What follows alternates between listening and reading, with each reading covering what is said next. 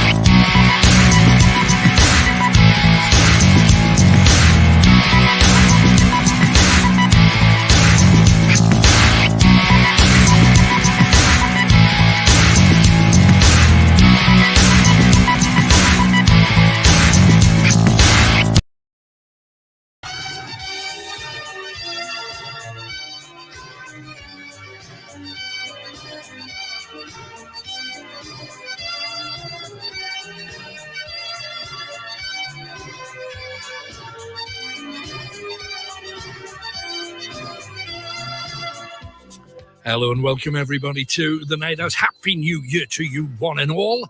Thank you very much for joining me tonight as well. We got all kinds for you this evening, and especially a bit something esoteric and rather wonderful around about the midnight hour. So get ready for that. A big thank you to the person who sent me in the bizarre picture of me back in the day with me hairy head. And I'm already getting abuse for sending that out. Somebody saying, you look like a reject from status quo. Thank you very much. That would be a proud thing. I'd be proud to be a member of such a band. But we are setting you a challenge as we always do, and it's a corker tonight as well. The stupidest thing you've ever done. What is the stupidest thing that you've ever done? And we've all done dumb and silly things. Having asked this a little bit earlier, Eddie and Stanley says that he was at his girlfriend's and he went to the loo and he needed to go for the big job rather than the small one. And there was no toilet paper there. So he says the stupidest thing he ever did was he wiped his bottom on a shower curtain and then washed the shower curtain in the bath, poured Domestos all over it, came downstairs. And I would guarantee it that as soon as his girlfriend went up to the toilet, she would know that something heinous had occurred. That is horrific. Stupidest thing you've ever done. I suppose we should also ask, what's the cleverest thing that you reckon you've ever done too? Phoebe in Lancaster says, I lent my Astra to my boyfriend who wrote it off. That's the stupidest thing that she ever did. There's lots of things to talk about tonight too. Tony Blair's knighthood. I gather there's a petition of over 250,000 people already wanting that stopped and scrapped. I can't understand it when we have heard tales of proof that he knew that there was not weapons of mass destruction, but wanted to go in with the Americans anyway. So I love the forces organizations trying very hard to get that knighthood scrapped. A drug driver kills a beautiful 14-year-old girl. What kind of tests, if you are connected with the police in any shape or form, if anybody would like to tell me, what tests can you actually do to find out about the whole drug driving thing? I've also had a little look at the stupidest things that people did, and I've got a few historic ones. And this was the King Henry VIII. One of the few historical stories that we were all pretty much taught at school.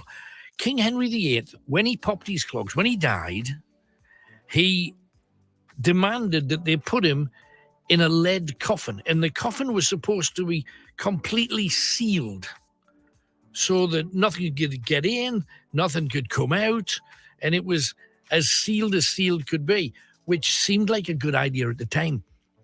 Didn't work out like that. During the grand funeral procession, watched by hundreds of thousands along the streets, because the coffin was tightly sealed, and he was a big guy, he was over 400 pounds, he was huge, his body gases came out, had nowhere to go, so the coffin exploded, firing wee, poo, guts, blood, and flesh all over the passers-by. Now, blimey, we've seen these amazing processions, even historical ones caught on telly of Winston Churchill and the great long queues and stuff.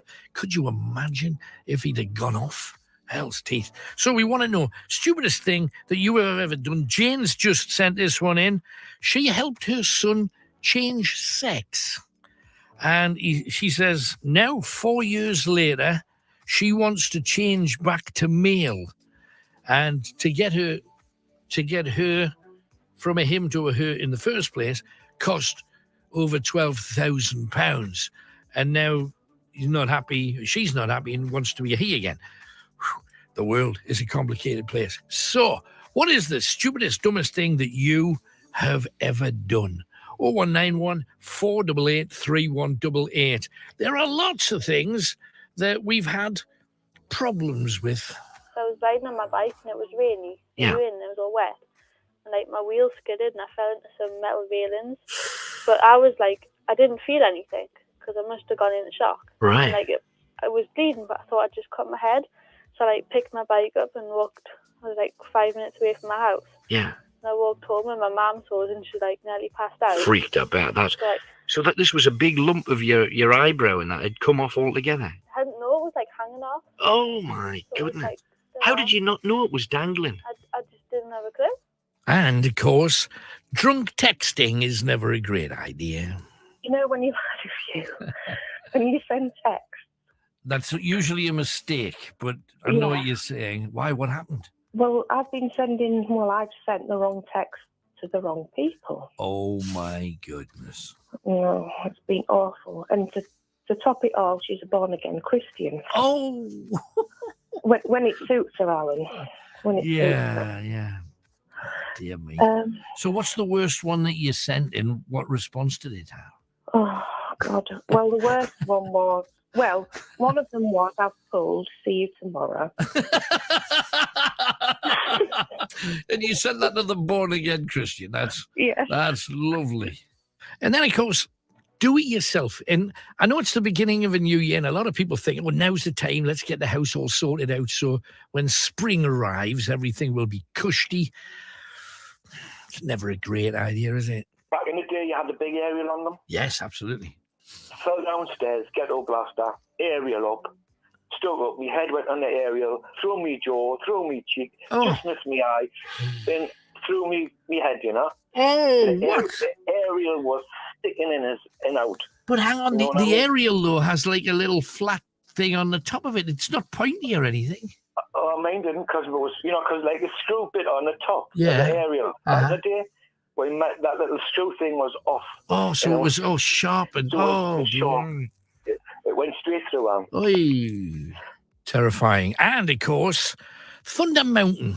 It's a Disney ride, and it's quite a famous one. Sometimes it's fun. Sometimes it doesn't work out. We took her to Flamingo Land, my husband, and I took me to, I had 2 children at the time, Anthony and Natalie, and Mum hadn't been on anything.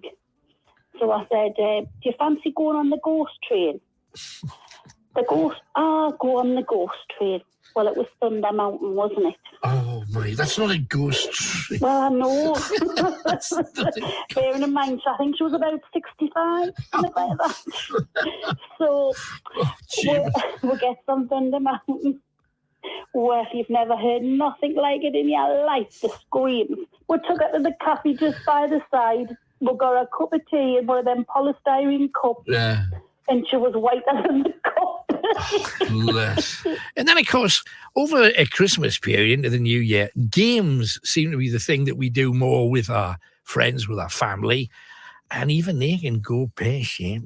Me and my brother, I was about 7 at the time, and we used to play on the top bunk of the bed. Right. And we had a game of Houdini. And so he tied me up with my hands behind my back, and I got out of it quite easily. Right. So I thought I'd make it a bit difficult for him, and I tied him up with the other end of the dressing gown belt onto the bedpost, and then pushed him off. Right. And he broke both his arms. Oh, no! Oh, hell's bells! Terrifying. And I'll give you one last stupid thing that you guys have done, and we want to hear yours, because we've always done tons of things. Usually when it comes to DIY, everything we do is fairly stupid. We've made so many mistakes. I remember once at a house that I had in Chopwell, and the ceiling of the spare bedroom had huge polystyrene tiles on the ceiling, covering up the fact that the ceiling was riddled. And I thought that's quite nice. At least it hides, the monstrosity behind it. So I decided to go and patch up the couple that had fallen off. And then one day it was a hot day, but a bit windy. So I opened the window to help the adhesive on the tiles dry. That was my thought. And as soon as I opened the window, the wind blew in. Every single tile off the ceiling instantly blew up against the wall and off the ceiling, leaving the mess beneath. So we've all done, I've done 1,000 stupid things in my life, but we want to hear yours. Some of them can be more tragic than others. I ended up with poison in my blood. Oh, so they had to take the whole finger off. I had to take my index finger on my left hand. How do you point? I can't. Oh. And apart from that, I'm left-handed. Oh, my goodness. It's a nose-picking finger as well. Oh, my shocking, isn't it? goodness. Awful. The things you can't do. Exactly. How did you... Joking aside, how did you get it trapped in a window? I tried to pull the window and it wouldn't, shut. And then all of a sudden it came sort of quick. You know how it does that? So have you got it in a box somewhere? No. Oh, what a shame, though. Right, so let's get to the game. What do you want to talk about? Pick up your telephone, and we have Chris waiting for your calls on 01914 88 3188. 0191 488 3188. If you have never called before, tonight would be a juicy night to do it. But in the meantime, let us go to Colin, who happens to be in South Shields. Hello, Colin. Hello, Alan. Hello, mate. What can we do for you tonight? Well, Alan, I want to play devil's advocate tonight. Okay. So I'm just sort of going through the Ghislaine Maxwell sort of trial. Uh-huh. And obviously she's been found guilty. Yep. And I would have said she's pretty much guilty. But, I mean, did she get a fair trial? That's my question. Difficult to say, really, because everybody had read so much about it before she got in there. And it doesn't matter where on planet Earth you happen to be, that kind of news went all over the place, didn't it? So it would be difficult. I was reading a little bit about it where the defense apparently wanted to put her in the witness box, and something happened they said she was too frail to do that, but she didn't actually have a chance to defend herself at any point. And I always think that if you're going on trial for what would be the rest of her life, 70 years imprisonment, she's not going to get out, is she? You'd have thought that the one thing that should have happened was she should have stood up in the box and gave her side of it. Now, I mean, if she's remotely guilty for half of what they claim, prison's probably the right place for her. But I just thought it was strange that she didn't get a chance to represent herself, because you'd have thought that would be the least required before you would make a verdict like that. What did you think? Well, I'm just sort of like going through the timeline for the Filthy Rich documentary on Netflix. Right. Which was first aired on 27th of May 2002. Right. And, Ghislaine Maxwell was she was arrested on the 2nd of July. 2020. Right. And she was arrested 2 months later in July the 2nd, right, 2020. And obviously it's like common knowledge, Epstein allegedly hung himself in the cell. He was arrested 2019 and he died in the cell in 2021. But this sort of documentary came out and basically incriminated Ghislaine Maxwell. And, I just think that, as you say, it was knowledge, all the fingers were pointing to her, and did she get a fair trial? Did the jury see the documentary? Was it asked? Why was the black book? Why was the diary with all the names, the high profile names? I'll not go into those names, but, there was ex-presidents, obviously, there may be royals implicated in the matter. And I just think that, is it being covered up? Has justice really been served with the right people? Or has it just been, brushed aside? Fall guy for everybody else, because they can't get Epstein, who was the man behind it all, apparently, allegedly. You don't even need to say allegedly anymore, because he's dead. Was he the man behind it? And if so, what part did she play? I mean, the women that went onto the stand, they all said that she was like the go-between, obtaining young girls that she thought would be perfect for the various habnabs that they got up to. The girls claimed that. Again, you've got to ask the question, when the girls were actually doing all of the things that they were doing, were they happy doing them with celebs? And I know that's the opposite side to it, and they claim no, they weren't. They were used, abused, and manipulated. And if they weren't, then that comes with it too. It's a tricky thing, but what I did notice today, that a few newspapers have ran with the Prince Andrew link, saying that the royal family are considering removing his title if he's found implicated in the whole thing. And whenever super rich people are involved, you see that black book with all the names in it, and I know you've been, documentaries have leaked the odd one here and there, but there were hundreds, if not thousands, of these well-to-do, super rich, some of the most powerful people in certain countries involved with this whole thing that were entertained. We should know the names of all of these people then, shouldn't we? Without a doubt, and those people should be in the dock as well. And I just wonder if Ghislaine Maxwell was maybe a victim of a crime as well.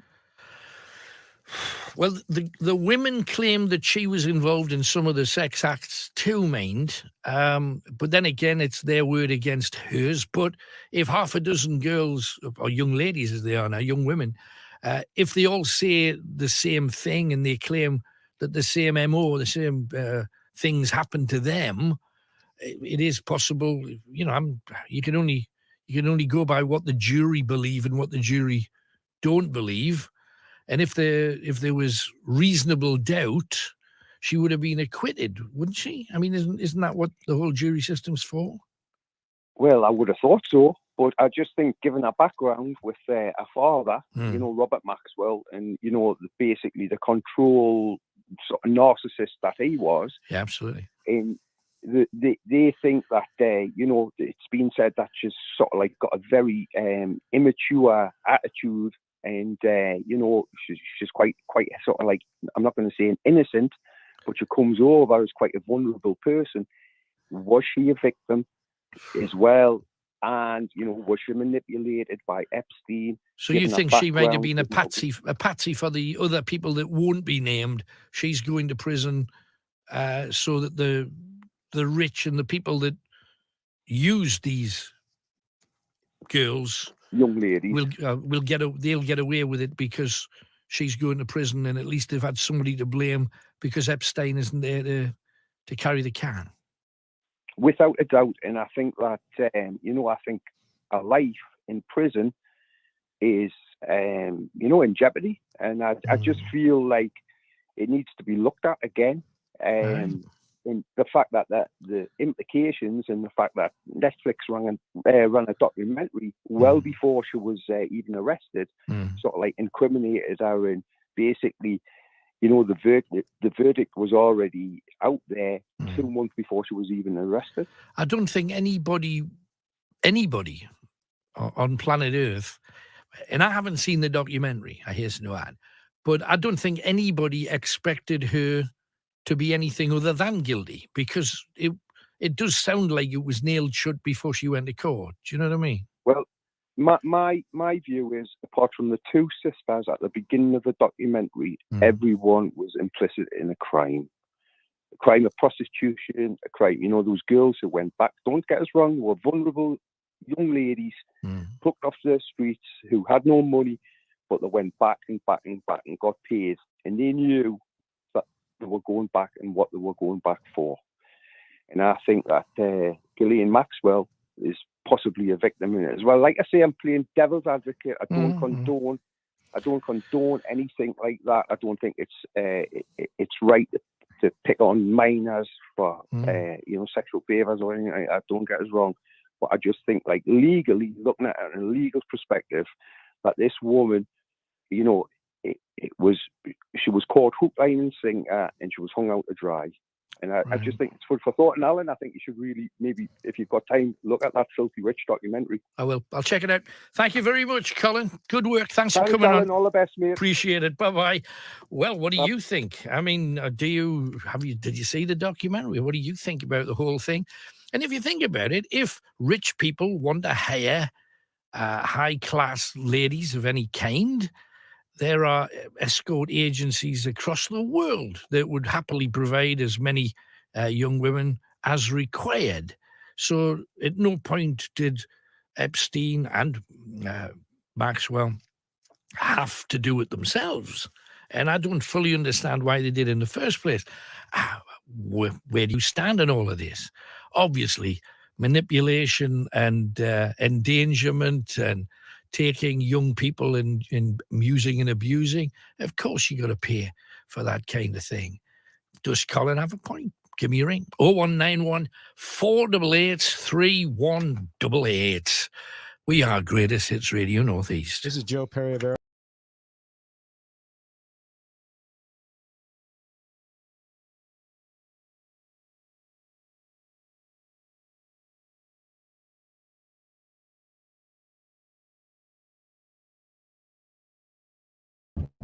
Hi, everybody. Welcome to an incredibly different kind of Alan Robson Night Out Ghost Hunt. Kenny is with us. He's driving at the moment. Yay. And he's sausage sandwiched up. I am. He's in a good mood. We do look after the crew well. Hollywood McShane has just joined us from his place, and he's got all the kit, and we're hitting the road. We can't get into places, so we thought if we can't get in, we can get around. So we're going to some of the places that maybe we're going to do full ghost hunts at in the fullness of time. And we were heading out into the darkness, which is fully lit at the moment. It's going to be a very, very different trip. But we're going to tell you some tales. We have an incredible ghost story that we're going to share with you because it may have impact on what you end up buying for Christmas. We're going to just point the camera out the window. I'm going to tell you that story right now. Now, as we're traveling, there's one thing that is synonymous with Christmas, and that's the telling of a ghost story. And I've got one for you that may just unsettle you a little bit this time of year. This is the story of the Christmas gift. Have you been bought, or are you giving something that you've bought, perhaps from a second-hand store or an antique shop? Many people will. But you have to be concerned about something that is particularly chilling, and that's a tale of spiritual attachment. Now, this is, in essence, when someone gives you a present and there literally is a ghost attached to it. So you end up getting far, far more than you bargained for. One of the most famous stories of this kind was a chair that belonged to a brute of a man called Edmund O'Brien. It was his chair. He'd bought it at a street market. It had been falling apart, and lovingly in his garage he restored it. He pinned the thing back together. He changed the upholstery, and he then sat on it for over 30 years. Maybe it was the manner of his death that had tied him to that chair inexplicably. Big Ed, as he was known, from the 1930s to the late 1950s, he was a bit of a thug. He avoided work. He managed to avoid being called up for the army. Yet people were frightened of him. He'd been known to give people a hiding. He'd robbed a few shops. And in 1964, when frankly he was certainly past his best and his criminality had all but stopped, he took to running a street gang of kids, stealing to order for him, and he paid them with drugs. Well, a new gang moved onto the local council house estate near to where he lived, and he began running things there. So Ed made his mouth go, threatening this new gang and threatening that newcomers should know how things were here. Well, 15 years earlier, that might well have been the case. But now his only gang were a few unruly street kids, yobs, scroats. The other gang, made up of men, sent him numerous warnings, and then 3 of these men broke into his house. And as he watched TV, they kicked his chair over. His head cracked off the edge of the hearth, and he was dead. Now, from that moment on, wherever the chair went, so did the huge, dark presence of Ed O'Brien. A woman bought it from a Salvation Army jumble sale, and after 3 months of her house being badly haunted, she gave it to a friend. 3 days later, her friend was pushed down a flight of stairs. 2 days after that, her front door slammed onto her fingers, breaking all of them. And the very last straw was when she was sleeping in the chair. She felt a weight on her, as if a huge man had just sat on her lap. He'd fallen back onto her and winded her. She was wide awake, but she couldn't move. She couldn't get out from under this huge weight. She screamed until neighbours with a key came in just in time to see a dark shape, the dark, lumbering figure of a man, walk off from the chair through the living room wall. The friend who gave her the chair finally admitted that she'd suffered a haunting when she had it. So on November the 5th, the chair was given to kids for their bonfire and it was burned. Both ladies watched it burn and swear that in the flames they heard a voice roaring in anger that his chair was gone for good. And after it burned, he was gone too. So you think, well, that's just a one-off, it's a coincidence. Well, in Blythe in 2009, Ray Atkinson bought a jewellery box for his wife off the internet. Competition for our new coffee mugs are very, very cool Night Owl muggies.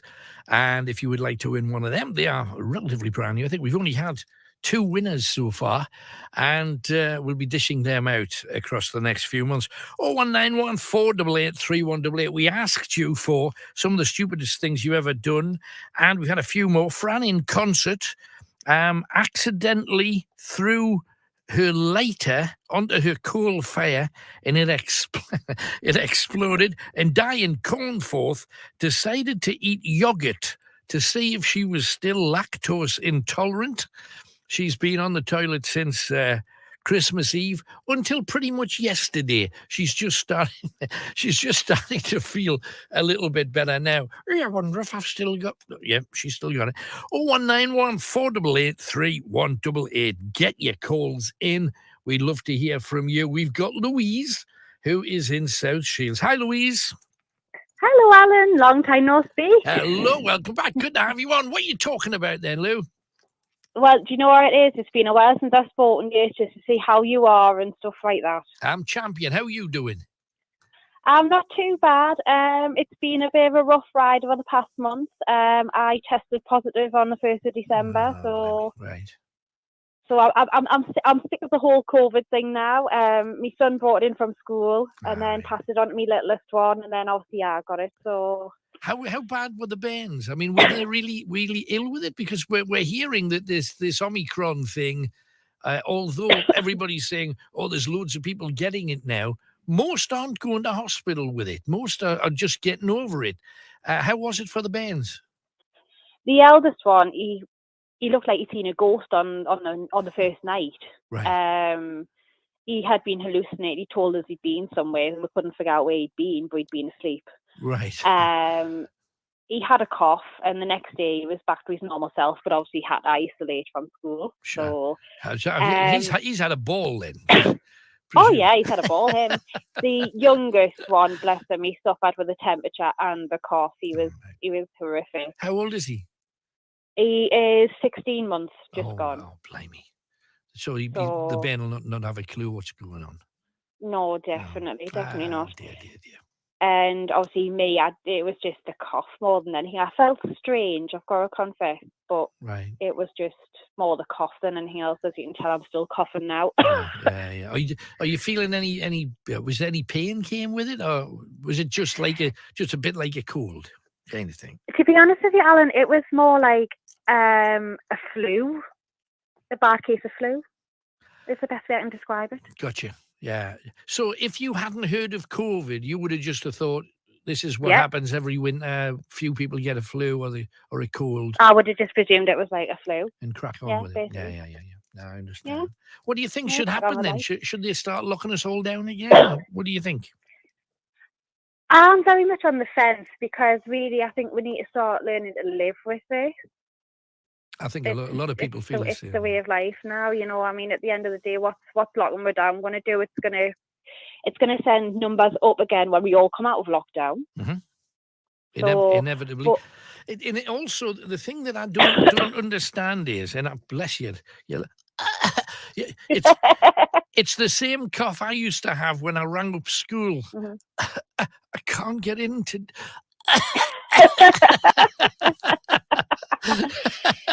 Do you know what it is? It's a constant tickle in the back of my throat, and I'm sitting there going, "Don't cough, don't cough." Yeah, and more tell myself not to cough. Then off you go. No, I can understand. Exactly. I'm starting again, but yeah, we've had good Christmas Good. We've had a good Christmas. Yeah, obviously getting over everything. What was your best unfortunately, best present? What'd you get? Oh, do you know what it is? I just got pajamas, and I was quite happy with that. But Right. obviously, the amount of toys that's sort of sprouted up in the house has just been immense as well. So yeah. No, I can imagine. But the Bairns had a blast. Oh yeah, definitely. They totally enjoyed themselves. Definitely, which is the main thing. I'm a fan of old films. I make no excuses for. I love modern films, you know, the bloodthirsty, blowy up films like blokes do. But I quite like just sitting down and watching, like John Wayne, Errol Flynn, any of the old swashbuckly types. And the other day, I think it was New Year's Day, I'd eaten far too much, like you do, and it was as big a dinner as I had on Christmas, on New Year's Day, and I sat down and watched this John Wayne film, and another John Wayne film came on, then another John. I don't know what the idea was, but it just kept going. And I'm thinking, I'll have to get up in a minute. And oh yes, there's another one. Okay. I'll get up. I'll get up in a minute. And you're just there all day.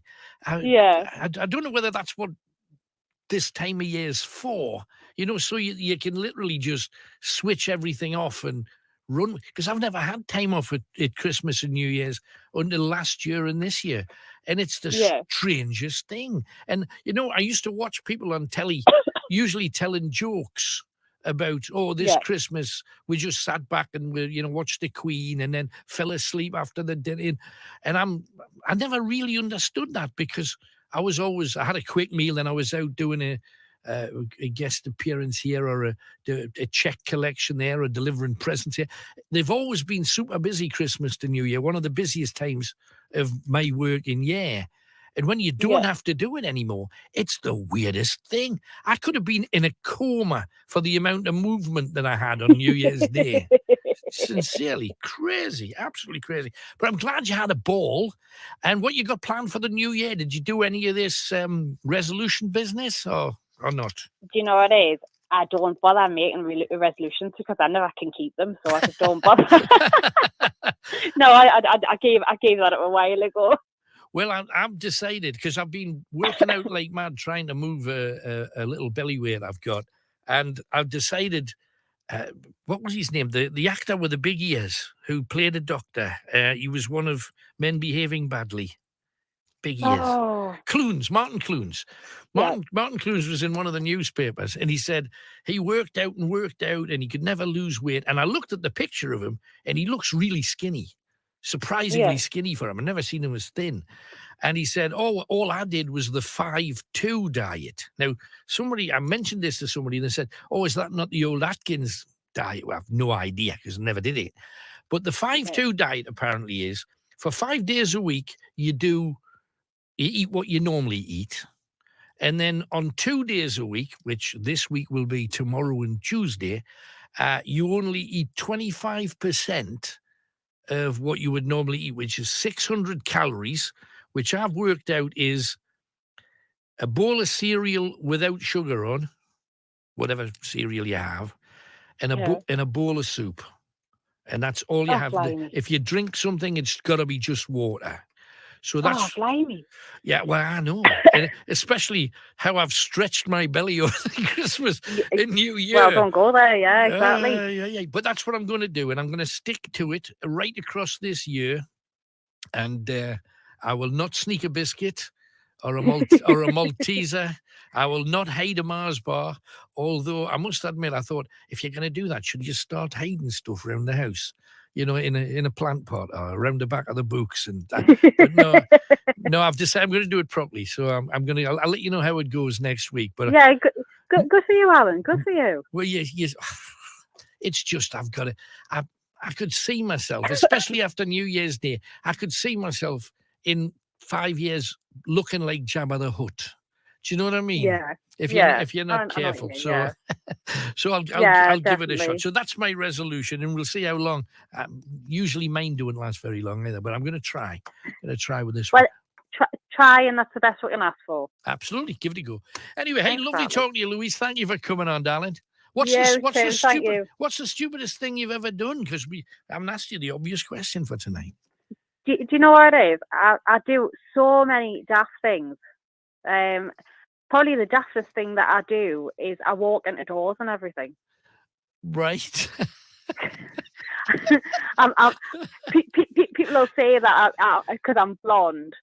I'm not naturally blonde, but because I'm blonde, I walk into doors and stuff like that, or door extensions and stuff like that. It's easy, dude. Hey, well, you can always blame it on the COVID. That's the thing. Everybody's blaming COVID for everything these days. So Exactly. Well, I'll tell you the daftest thing. My husband would probably kill us, yeah. Oh, great. But the daftest thing that he's done, the stupid thing he's done, and he's dead ready. He was drunk at the time. Right. He had an argument with a lamppost. What? There you go. That's brilliant. And I bet you've never let him forget it either. I haven't, considering it was before he got with me. So, yeah, he told us all about it. So, no, he doesn't forget. He doesn't scare it. Brilliant. Not in a million years. Good stuff, Louise. Have a great year. Love to you. Thanks for coming on. You too. Thank you, Ellen. Take Bye. care. Bye-bye. That's Louise. And it's weird because the walking in the doors thing, I did something the other day. I was in Costco. You know, the cash and carry. I was in Costco and I think I was on the pop aisle.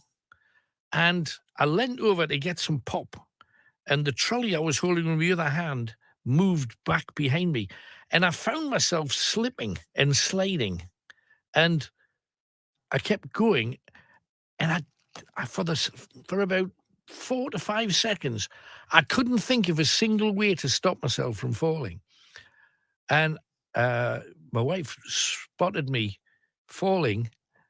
And was going, what is going on? And I said, well, why didn't you grab us?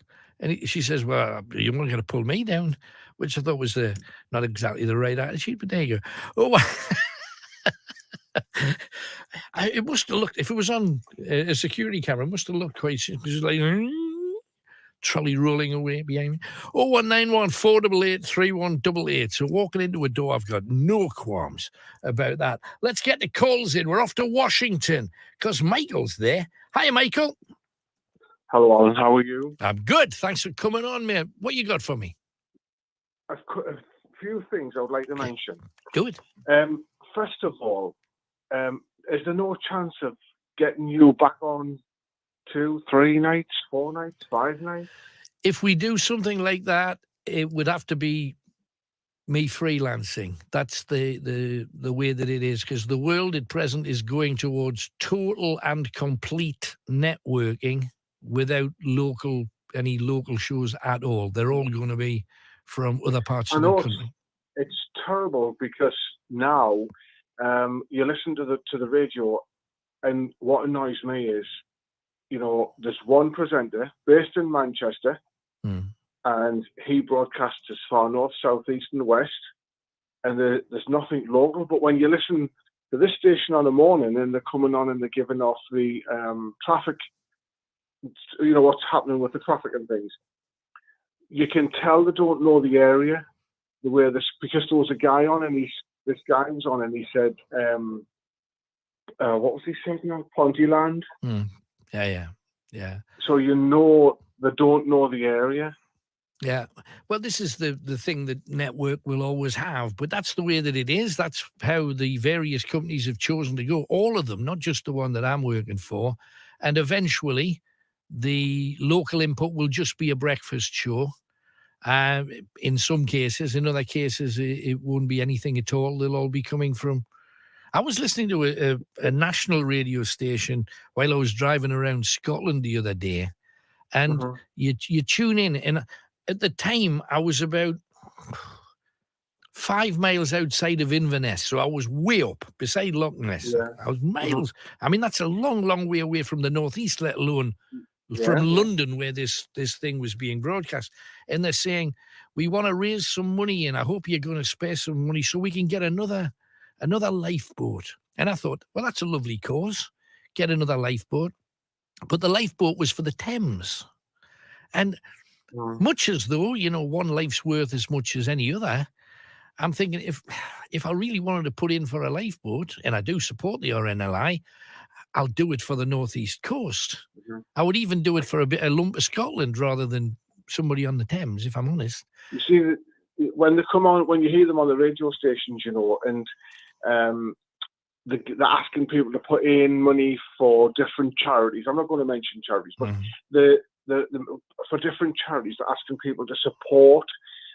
Every station has their own, but people think it's just, say, for the Northeast. It's not. You know, it's the same when they do these. Not a phone in. Where they can win money. All right, yeah, competitions and stuff. The competitions. That was what I was looking for. The competitions, right. And they make it sound as if it's just in the Northeast, and they're paying 100,000 or 90,000 or whatever they're paying. But it's not. Yeah. This is how they get all the money in, because it's the covering is far north, south, east. They're covering everywhere. So really, there's probably thousands. It's covering the whole. It's the whole country, and sometimes it's 5 or 6 different radio networks all sharing the same competition. So the world has changed. I mean, I was in the middle of local radio at its height, you know, and I thought it did an amazing, not just what I did, but in general, I thought if you broadcast to the people that you live amongst, you can offer an awful lot. But that's not the way that the big companies have chosen to go. And I'm kind of like a private on the front line, but the generals make the decision, and you got to run with whatever they say, because it's their station ultimately. That's it. It's down to saving money, you know. That's what it is. It's down to saving money as well. But it's nice to have. I mean, you were on 5 nights. You went from 5 to 7, and then you went from 5 whoosh down to 1. Yeah. You know, and it. Tell me about it. Night owls is a thing in the Northeast that, you know, it reaches everywhere. Everybody listens, you know. And it's popular. It's not as if it's not popular.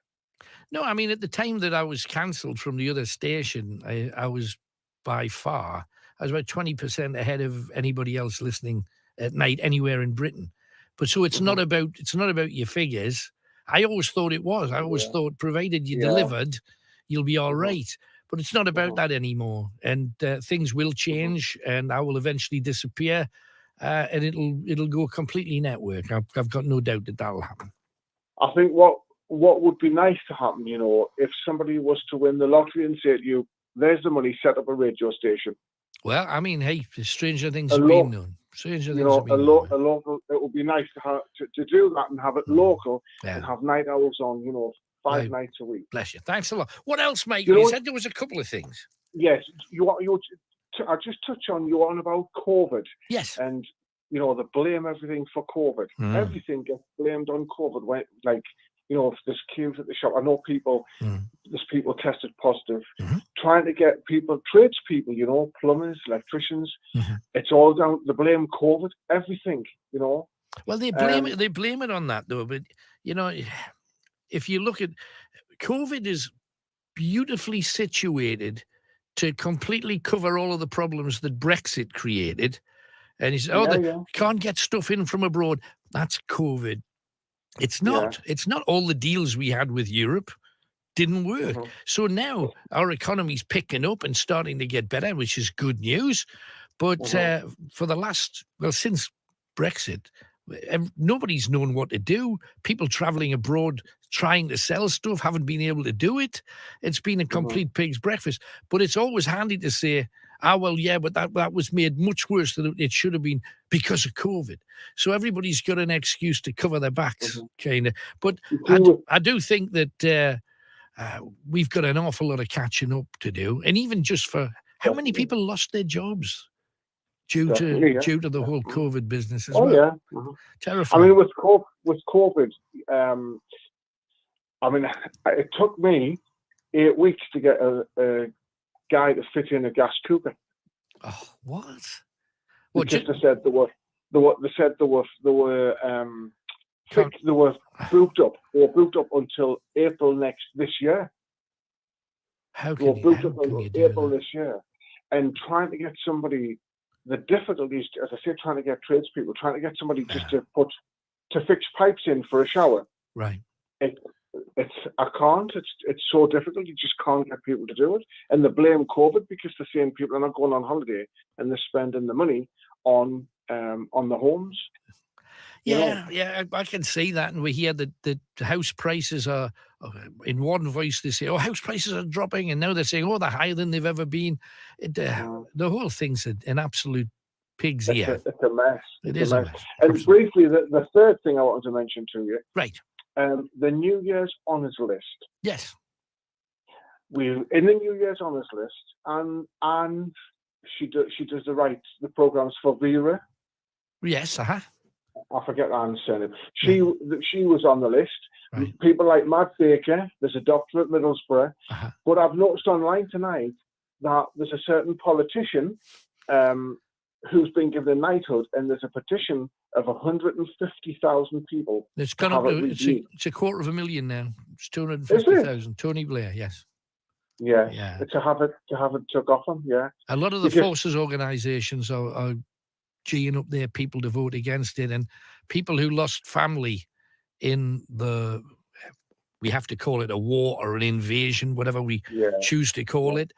They're saying that they lost their lives for no good reason. And I don't know how you can argue against that, really, because all of the reasons we were told, and we did support the war at the very beginning, because we thought we were, I don't know whether you can remember, but within 40 minutes, a bomb could go off in any town in Britain, because they've now got the capability of firing so far that they could land in, and you're thinking, that's terrifying if it's true. And of course, everybody agreed, and then you find out, but all of the politicians knew that wasn't true, but they went in anyway. Well, I mean, we should have known the truth before we made a decision like that, surely. There's other people. There's other people who've been given knighthoods and things, and I'm thinking, why? Why have they, the likes of Tony Blair? Why? I think knighthood should, and MBEs and things like that, given to people like yourself, Matt Baker, because you have an MBE, don't you? I do, yes. And like Matt Baker's done a lot for charity on the other side. He's done a lot there as well. He's a good lad, absolutely. It's people like that, and yet people like Tony Blair gets a knighthood. No, I don't agree personally. That's my personal opinion. Right. I think there'll be a few along with you. Hey, but thanks for coming on, Michael. Great thanks stuff. Very much, Ollie. Thanks, man. Much obliged. Bye-bye. 0191 488 3188. We are looking for the stupidest thing you have ever done, or alternatively, the cleverest thing you've ever done. But we are Greatest Hits Radio Northeast. Heather Small and M people. Let's talk to her about one of the things that you've got to do when you're in a band, and that's travel. You must have hit every country on earth over the years. I'm coming to... People are running out of places to hide from you, Heather. That's not, I like you that way. Nowhere to run, nowhere to hide. So, I've played, and that's the beauty of it. You go to a place and people show you the same love as if you're homegrown. There's nothing like, and everybody knows that I love a bit of travel. Like the furthest along they can send me, I'm quite happy to go. Right. It's like at the drop of a hat for any reason. It's like, sing there, I definitely will. It'll take you 5 days to get there. I'm like, I don't mind. So there's always some kind of positive or knowledge. You gather knowledge of the experience, because I went to Russia, and I can't say that was the most positive of experiences, but it was knowledgeable. It made me knowledgeable. Yeah, but you can say I've been to Russia, which you never would have done had you not been in that particular career.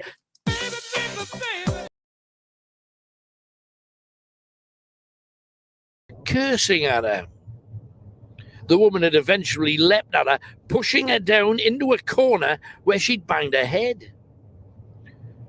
Ray came home, and after 30 minutes, he'd calmed her down, and she was off to try and sleep. Yet it was Ray who would be next to get a shock. He walked into the room. Sorry, I didn't understand.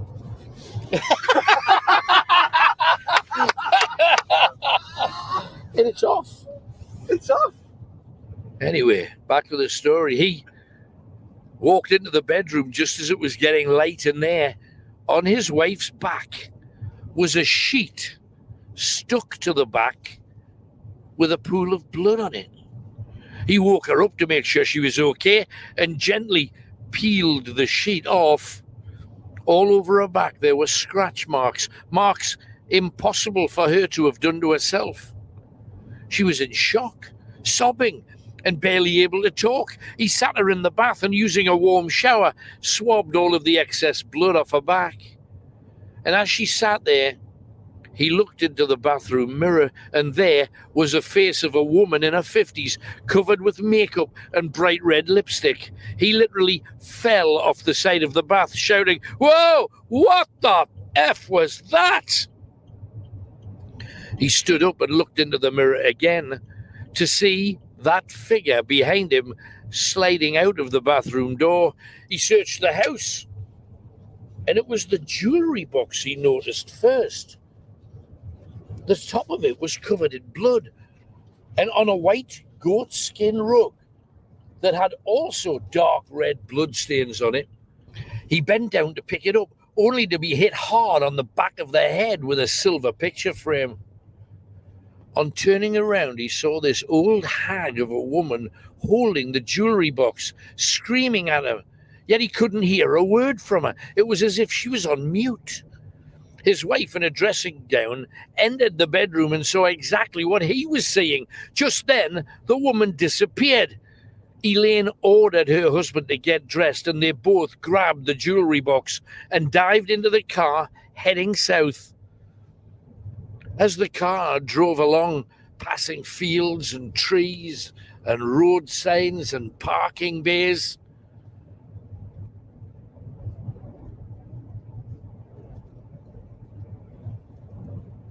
Ray looked into his rearview mirror, and he saw the face of the old woman in the rearview mirror, her eyes glaring menacingly at him.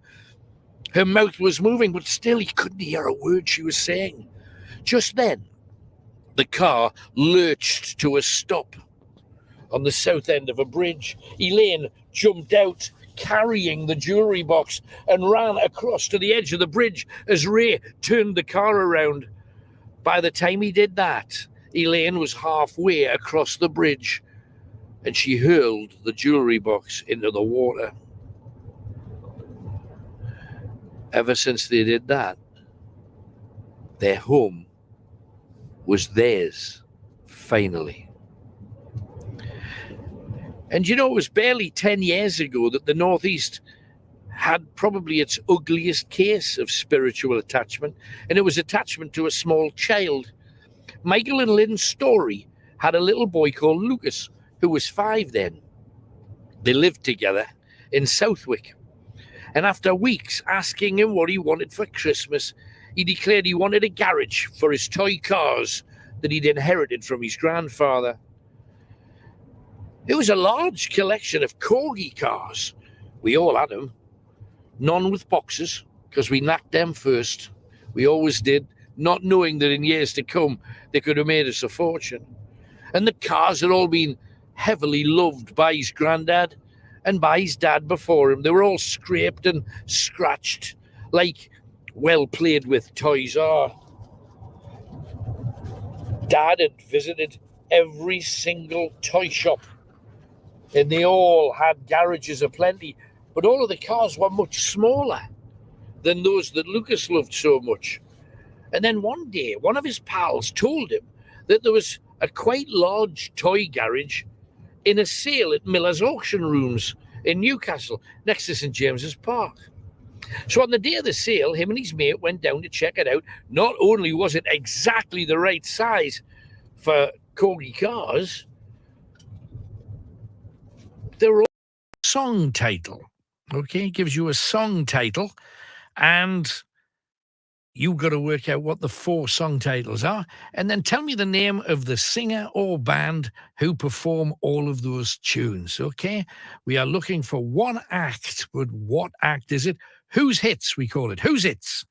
The first clue, the place named after Amerigo Vespucci, an explorer from Florence. There's a very famous place named after Amerigo Vespucci, an explorer from Florence. There you go.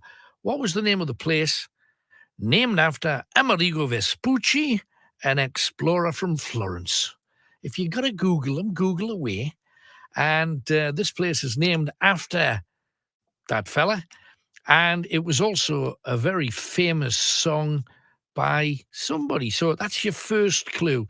You got 3 more clues to come. Don't ring up if you want to guess immediately. You got to have all 4 answers before we can go down that road. Okay, that's the deal. And let's head up that mountain where Cyril happens to be. Hello, Cyril. How are you doing? Happy New Year, son. And you, mate. Thanks very much. You have a nice one. Yes, I'm just going to... I was thinking about you tonight when I was doing a big crossword, you see. Right. And my pen run dry. So guess what I did? What's that? I looked in the drawer and I came across that pen that you sent me years ago in that package from Walking the Woods. I remember it well, yes. And it's still going strong, that pen. And you know you give me 2 mugs as well. Uh-huh. Well, 2 of my young friends that I've just, about 4 years ago now, I tried to get them interested in walking, you know. Uh-huh. And I took them up Middleton Teesdale area, right to the top of where Colden Snout is, past Langton Beck. Right. But this is after they'd done about 4 walks. I was breaking them in gently. Right.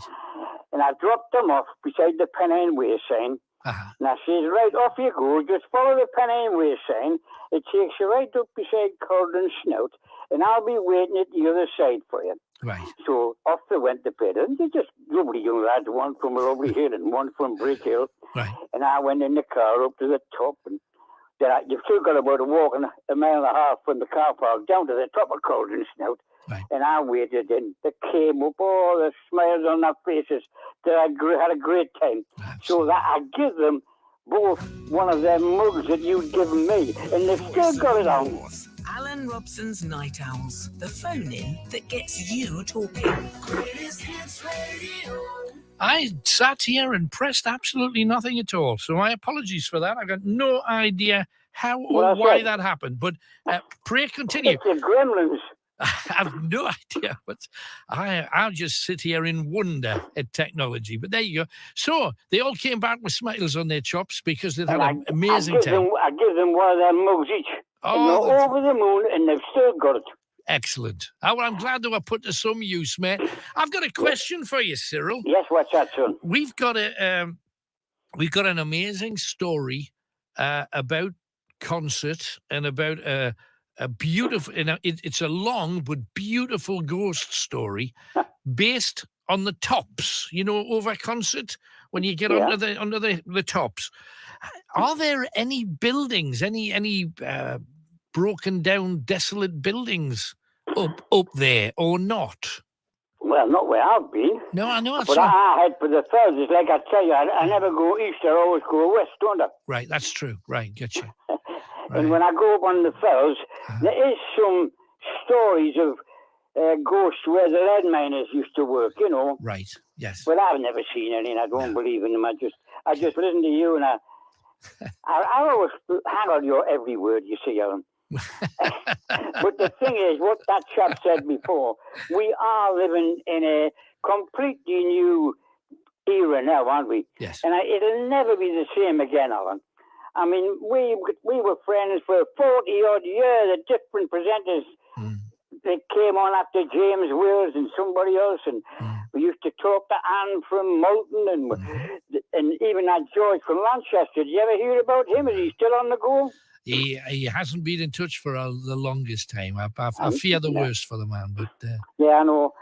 When you don't hear of people for a long time, you start to get worried, don't you? Absolutely. Yeah. Well, I just had my 83rd birthday, so I'm not doing bad. You're doing great, man. Great. And I had me annual medical the other week, where you go and get your blood taken and then to test your blood pressure and different things. And of course, she came out with the first question was odd. She says, "Do you take much exercise?" I says, "Yes, I go swimming twice a week." I say, "I go walking on a Wednesday and a Saturday." Oh, well, she said, "I tell you what," she says, "just come back next year and keep on doing what you're doing." Absolutely. That's so all you want. I can't get better than that. That's but you see where I am now, it's such a wonderful place. It's a big block of flats, about 35 flats in. Right. And it's called Independent Retirement Living. Right. Where we all look after ourselves. I'm about the youngest one in there. I mean, we had our Christmas party a couple of weeks ago. Right. And the men, there's only about 5 of us went, we were sitting at a table together, and the bloke next door to me, he was popping away at the pop, and then he got up dancing, and I thought, how the hell are he going to dance? Because he walks around every day with 2 metal walking sticks, you know. Right. And these 2 women got up with him. Alan, he's 98. Wow. 1938. So the air up here is very good. but you know that question you asked, have you ever done anything silly? Yeah. Well, I do a lot of silly things. And when I first came in here, 3.5 years ago now, right, I've got a lovely view out my window. I overlook the tennis court at one side and the bowling green the other side. Oh, lovely. And the academy at concert on the other way. Right. And every afternoon, about 2:30, in the summer, I used to look out my window and I would see this chap come in a big black coat and haversack, and he would sit under the trees and he would watch the kids coming out of school, you know. Right. And I was worried about it. You know, I said, we've got a bloody pervert here. And I watched him every day, and he was doing exactly the same thing. So one of my neighbours, I asked her, I said, Anne, come and have a look and see this fella I watch every day. So she came across, she said, hi, I don't know who he is. And you won't believe it, Alan. As we were sitting talking, he stood up and he was a bloody lollipop man for the school. I could have got the post out locked up. In his haversack, he had like one of these telescopic lollipop things, you know. Gotcha.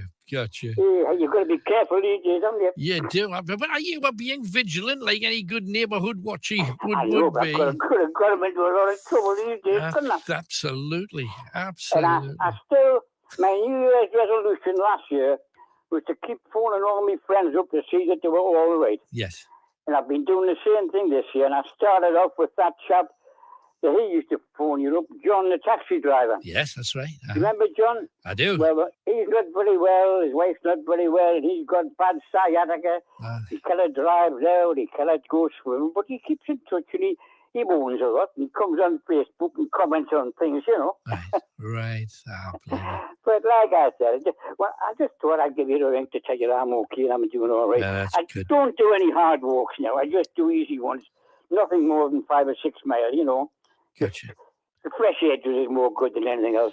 No, hey, for sure. But you've got the right thing. Otherwise, the doc wouldn't have cleared you the way that they did. I mean, they just say keep on keeping on. You see, I've got to look after myself, Alan. Yeah. Because the cat can't look after it. So you've got to do all the right things. Absolutely. Got to do all the right things because people say, oh, you've got everything you want. But I say the one thing I haven't got, I can't get, and that's my wife. Right. But I still go up and see her every week or every fortnight where she is up at the Snudge at Shotley Bridge, where her ashes are, you know. Right. And I've got some beautiful artificial flowers. It's a lovely spot right in the gravy cemetery up there, and it's a gorgeous place. Right. And just before Christmas, I thought, I'll do something different. Yeah. And I've got a couple of these toy windmills like the kids get, you know. Yes. And I put them at either side of a spot. And the wind was blowing them like hell. I'm saying my wife would have loved these, you know. Absolutely. Hey, and that's then a I pop lovely in the thing. church because it's always open. I pop in the church and say a quick prayer for everybody that needs it. There's an awful lot does, isn't there? It's a sweet man, sir. Thank you very much for coming on. Lovely to hear from you. Take care. Have a fabulous year. You good luck. I will. Bye-bye. Bye-bye. As you know, every time he's on, I say he's my hero. Absolutely, he just does the right thing. He looks after his friends and his people, and his beloved is still embedded in his heart. It's a lovely thing. Right, what do you want to talk about? Pick up your telephone, give us a call. Our first clue is already unleashed. The place named after Amerigo Vespucci, an explorer from Florence in Italy. What place was named after him? 0191 488 3188. If you want to get yourself onto the big one, you can. We've had a few more of those like accidental things as well. You know, the stupidest thing you've ever done. Well, how many of you have got your bits go to zip. It's happened to me. It's an awful thing. Firstly, right, I was in the toilet as you do. Yeah. Nature called. I was wanting to rush down to watch the telly. Pulled up the zipper. Guess what got caught? I was in agony. Yeah, but Blood everywhere. I was holding on to the toilet. Next day, I had to go like hospital. And they circumcised us the next day. oh no. Operation. So you Ripped the skin completely. The lot. Sorry to be so descriptive, but no, that's what happens. I was in absolute agony. I don't want this to be a conversation that would scare Granny, but when you have that done, it must feel really weird because everything's protected. Without being too graphic, everything's protected while you've got that extra bit on, Oh, aye. and then all of a sudden it's not there. Does everything not rub against you? That's what I was thinking at first. I thought, Christ, this is going to sting a bit. Yeah. Like, when I woke up from the operation, I like looked down, I looked under the sheet, and I saw the bandage, and I went, oh my God. And it was just absolutely disgusting. Right. I didn't have no there. I thought I was finished. Yeah. Because it was just, Well, was nothing. You frightened it, so it hides. Aye, totally. Totally. Tell me your stories, please. Edwin is with us. He's in Gateshead. Hi, Edwin. Yeah, that happened to me actually when I was about 10. What, you got circumcised? No, I got me, he caught me zip. It's awful. The weird thing about it, and I know women will think if that's the worst thing, where we have babies and so, I get that. But if you've got a part of your body that's telescopic, do you know what I mean? It's like a trombone. You can either have, that's. I was on Beacon Hill School. We were playing football, and I said, "Oh, I'll just have a way against these to us." Well, I knew I put my thumb there. I knew, and all over now I put my thumb there. I didn't do that. I just pulled it up on my brother, the youngest dude. Oh! I ran home. I do it like that. But you know when it's scraped and you've got, because obviously you've cut it. Because your skin isn't flat and because it goes up and down, yeah, it takes about 3 weeks to heal because you keep stretching the skin, so to speak. So it's not an easy fix. That's the thing. Anyway, sorry, what were you saying, man? I was going to talk about the traffic cops. I was watching that today. Yeah, they've got something to put up with, like, haven't they? Oh, absolutely. When they've got drunk drivers and things like that. I think really now they should be the ones that when they go in the corner they get silly sentences. That they're the cutting edge of seeing everything that goes on, and that. And I think they're the ones that should decide what happens to these people really.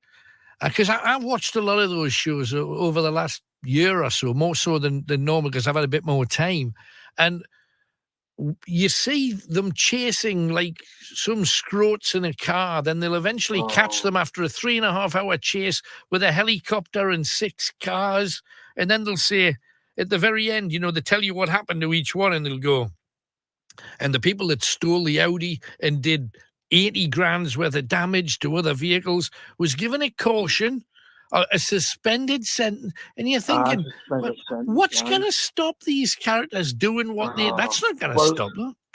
One of our lasses mates got knocked that one. The lad that knocked her over was shouldn't have been disqualified, and he was still driving. What did he get? What did he get? It was a ridiculous sentence, wasn't it, man? Stupid sentence. I think it was he was banned again. He got banned again.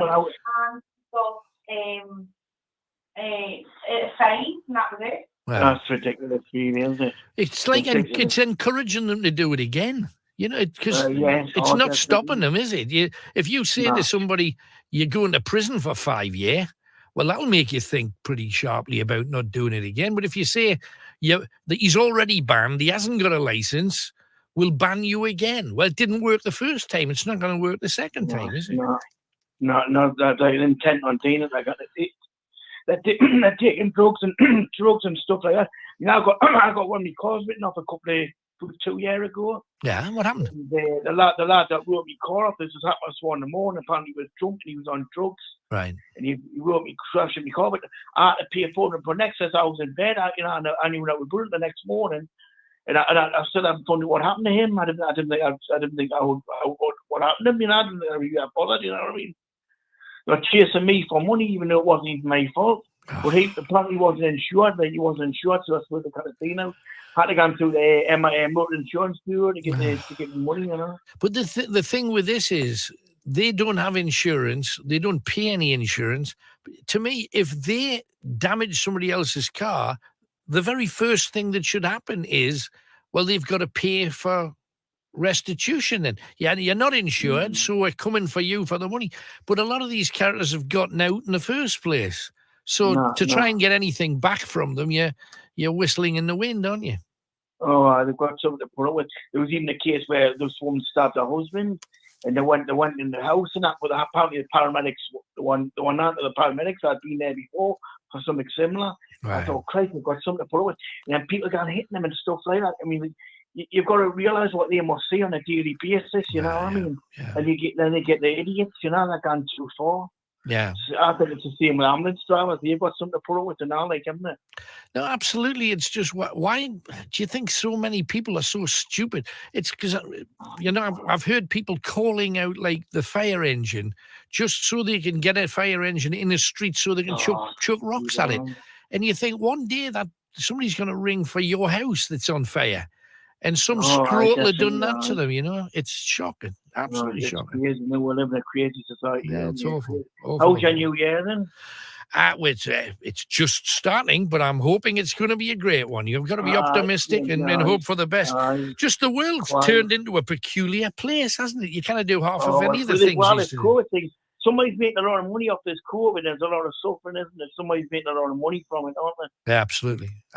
The chemical people that we are being forced to get jucked, they must have made billions across planet Earth by now. The advice is vague at best, isn't it? It's confusing at best. Yeah. You know what? You're being told to do one thing one day and something else the next. I mean, I've just been in a chip shop there before. There was lads that didn't have masks on. You got in, some that have got masks on. Somehow you didn't know what you're supposed to do. Yeah. Well, they've given us. Apparently they've thrown the ball into our court. Instead of saying you should wear this or you should wear that, now they're saying if you think you should wear one, wear one. Well, I honestly, the one you want to get rid of them. We need a change at the top. Definitely need a change at the top. I don't trust any of them ones right at the top. I mean, that make the decisions, but why can't we just get some common sense? You know what I mean? Well, it would be a lovely change. Hey, Edwin, thank you very much for coming on. Take care. Right? Great to hear from you. Bye-bye. There you go. Anne sent a thing. An evening, Alan. I agree with the man who rang in to ask, why don't they give you more evenings? Bet they didn't have many listeners last Sunday when you weren't on. I did the same as that man before. I watched a young man sitting in a car outside the school every day. Never picked a child up, never got out of the car, just watching all of the time. I reported him to the school governor. He was a detective. How stupid did I feel? You still did the right thing. You still did the right thing. The one thing that I remember when I was just a little kid in infant school, Atkinson Road in the west end of the city, and there used to be a guy that wore a long red coat, a long raincoat rather, tied with a belt in the middle, and he always stood and watched the kids, and everybody said, "Oh, that's the local pervert. Got to be really careful of him. He's a local pervert." He was actually the granddad of one of the kids, and he was coming to take his grandchild home because the man's mom worked. So, but everybody, he's the pervert. Got to watch out for him. And it wasn't true. But you got to be super careful. 0191 488 3188. And we're going to take a very swift break. And then we're going to be talking to Philip. First things first, though, let's talk to a star. And this time it is Mike and the Mechanics talking about stuff. You've all had weird fan experiences. I want one each, please. What is your weird fan story? We've had this guy for years, and he's been a bit quiet recently, but he tried us under Pink Floyd too. He'd write to us and say, "You've stolen my songs. I wrote them. You invaded my head, his dreams." And that song, I turn it on again, or land of confusion, or whatever it was. Mama, you stole from me. Yeah, and I wrote it after I want some royalties. Wow. You know, I had it in my head, and you stole it. And he showed up a couple of times to our studio, and we had to sort of get the police security, around. yeah. But he's we owe him a lot of money, obviously. Yeah, well, you know, I've had a funny one where a so-called fan comes up to me and he goes, "Andrew Roachford, you are a legend." He says, "I've just bought your new album," and he says, "Most albums I listen to, and they've only got 1 or 2 good songs on it, but yours has got 3." And you kind of look at it and you go, "Thank you."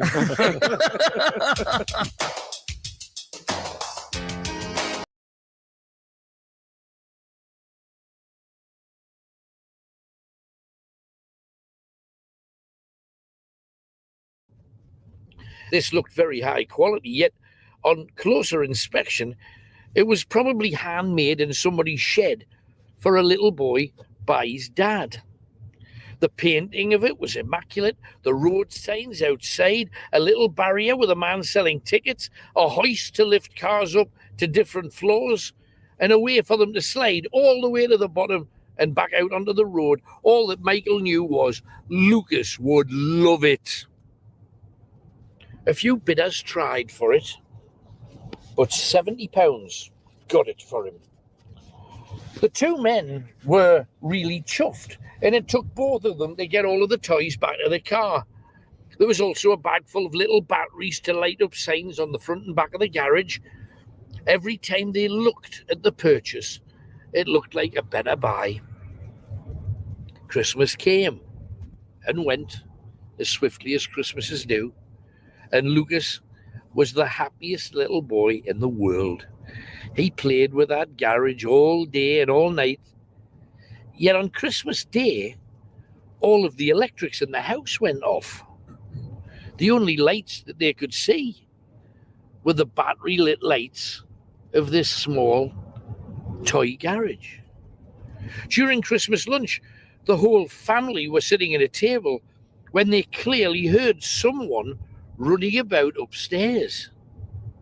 Michael went up to check it out. He returned saying, "They must have just been hearing the family next door.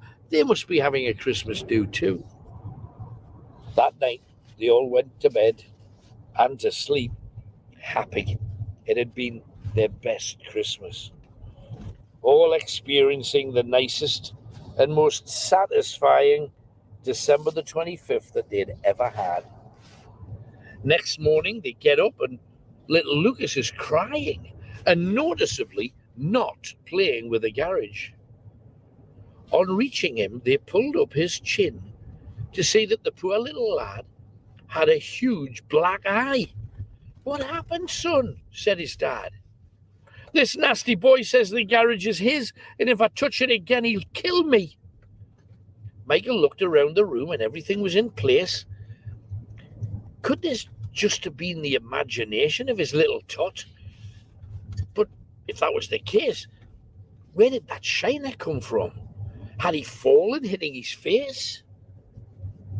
Just then, Lynn raced in saying, "Lucas, have you got a friend in the house? I've just seen this bigger boy run upstairs."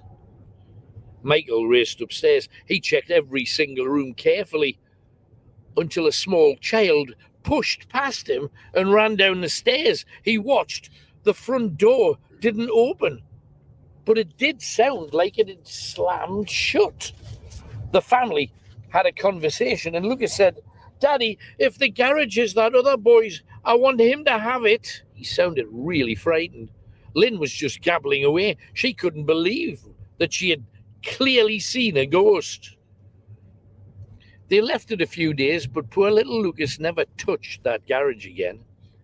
And they took it out to Toys R Us in Gateshead, where he bought a new train set and loads of accessories in the sale. The problem was, things were still happening. During the night, when everyone was in bed, you could hear somebody wheeling cars around a wooden floor. The noise worsened.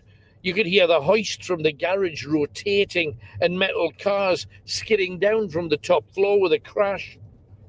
On one occasion, little Lucas had picked up 2 cars to return them to the garage when in a split second, something hit him again, sending the poor tot spinning across the room and hitting the television so hard that the television stand tipped over backwards. Lynn saw a little lad spinning and demanded that her husband do something. Michael contacted a local spiritualist church first week of the new year, and they suggested that they make contact with the man who had sold the garage through the auctioneers. A phone number was passed over, and Michael drove over to Baker to see a man who does house clearances. He said that he'd helped a man from Elsick clear his house after a fire that had killed his 8-year-old little son. He'd put all of the stuff that belonged to the boy straight into auction, and he knew nothing else about it. Michael asked the man if he still had the phone number of the man who lost his child. This man, David Dodds, was now living in Yarm, but Michael did manage to catch him. At first, the father wanted to drive up to see his son's ghost in their house. Yet Michael explained the blind terror that his wife and their little son were experiencing, and asked if instead he could just bring the garage down with all of the cars. This he did, and on handing it over, felt a huge weight ease from his shoulders. David spoke of how the body of his son, Jack, was burned so badly that his face was unrecognizable, and all from a scented candle on a windowsill. He showed Michael a picture of his son. Michael recognized it as the boy all of his family had seen. The toys were placed in the man's spare room, and the family were thanked. And just as Michael was about to drive away, they both heard noises coming from upstairs. The sound of toy cars being rolled across a wooden floor. David's face lit up as Michael politely made his farewells and bounded to the car. The door shut, and they were finally free. This kind of spiritual attachment can happen anywhere, to anything. And although it's rare, it's very, very aggressive. Have you bought something recently, and all of a sudden you're getting strange movements or noises in your own home? Because you never know what you're bringing home with you. Maybe the thing that you really, really wanted still belongs to someone who's dead, and they're not ready to give it up. There in Yarm, David no longer has a spare room. His son, Jack, has that room to play with his toys. His father's caught him on video, recorded him, and not only that, they've caught glimpses of him racing around the room and giggling. But you have to remember, not every ghost is this happy. In 1988, in December, William Foster was killed in the US when he bought a chainsaw from the family of a man who had killed his wife with it. Little did he know that the killer had been given the electric chair. He also didn't know that after murdering his wife, he had used his brand new chainsaw to cut her up. Foster was using the chainsaw to cut wood for his fire in Bangor, Maine. His wife told a magazine what she saw.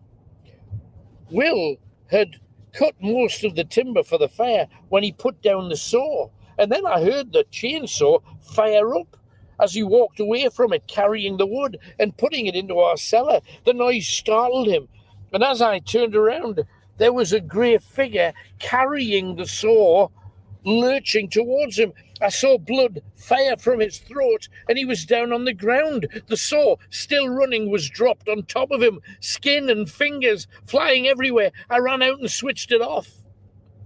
The police didn't believe me about the figure. They put it down to accidental death from someone not used to using a chainsaw. But I saw this man clearly. And when I asked her what happened to the chainsaw, she said, I threw the damn thing in the sea. So just be careful what you buy this year. It may not be a loan. So, how better to share with all of you a similar type of thing? And let's face it, no one else on planet Earth will be doing the things that we do. Over the weeks and months to come, we have a few incantations and ceremonies that will open portals to the other side, that will help you send love and healing to members of your... Very much Happy New Year. And I just got out the door, I turned left to meet my mate who was standing on the corner waiting for us. It must have been about just over a minute, and I heard this voice here, excuse me, young man. I turned round, and it was the woman out of the door. Yeah. So I went back, Alan, I lifted the lid of the pot, and the toilet was blocked. Oh, no. And my solutions was floating. Oh, dear, dear, dear. So have you had an odd way to start a glorious new year? And don't forget, we have a little tribute to a new year coming round about midnight, which is a good time for it. We have Philip, who is with us in concert. I will talk to a lot of mountain people tonight. Hi, Philip.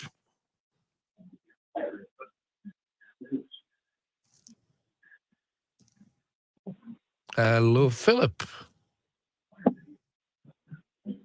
No, we're not hearing anything at all, Philip. We will try and get you again, but that isn't working. In the meantime, asking somebody to marry you is never really a great idea when you've had a few. I want to play the Cyprus and everything, man. The whole family's gone and all that. I said, where did this come from? She got the travel brochures and everything the next day, and it was booked the next day, and I went, oh, my God. It wasn't even a proper proposal, it was just a drunken thing, I said. Well, she was just waiting for that chink in your armour, and there she goes. You're in Cyprus. She said, you do know what you said? You do know what you said last week, didn't you? I said, no. She said, he asked us to marry you. I said, well, that's not a proper thing in the Bay Horse, is it? Welcome to the Bay Horse, a proposal-free zone. Well, we'll come to a 5 year, we'll come to a year, you think, you know, it was a leap year, so the last could ask that year, you know. And I thought, oh, she could ask us it anyway, didn't she? There you go. Have you any similar stories? Some of the dafter things. We're talking about stupidest thing you've ever done. Usually we tend to do those when we've had a few. So what's your story? Everybody has one. Come and share with the Night Owls. 0191 488 3188. Philip, we tried in concert. Let's try him again. Hi, Philip. Hey, Alan. Hello there. Oh, that's better. Can hear you loud and clear now. What can we do for you, Philip? What do you want to talk about tonight? I was on the radio speaking to yourself about, would have been about 3-4 years ago, about the Geordie chasers, the paedophile hunters. Yes. Yeah. Uh-huh. And I said to you, I think the unsung heroes. Absolutely, 100%. Yep, and the police aren't policing it very well, because everyone who gets caught off the Geordie chasers and them sort of groups, they're getting away with it every single time. They're getting suspended sentences. And what do you feel about that, Alan? Because I think it's disgusting. If they can prove that they've been grooming somebody online, which is really where most of them come from, you know, because they essentially entrap them. They say, they pretend they're like little kids, and I'll meet you at the station or whatever. If they can prove that they had that they'd been grooming somebody online, they should be dealt with severely, because it's kind of like what we were saying about the traffic police, you know, catching up with somebody and dealing with them. And then what's the point of chasing a stolen vehicle if you're going to give them a suspended sentence at the end of it? You might as well let them keep it. That's my point. Is they're doing the police's job in my eyes, and they're doing a hell of a job. Then it's all voluntarily. They're not getting paid for it. They're catching them, and the police and the court, the justice system is doing nothing about it.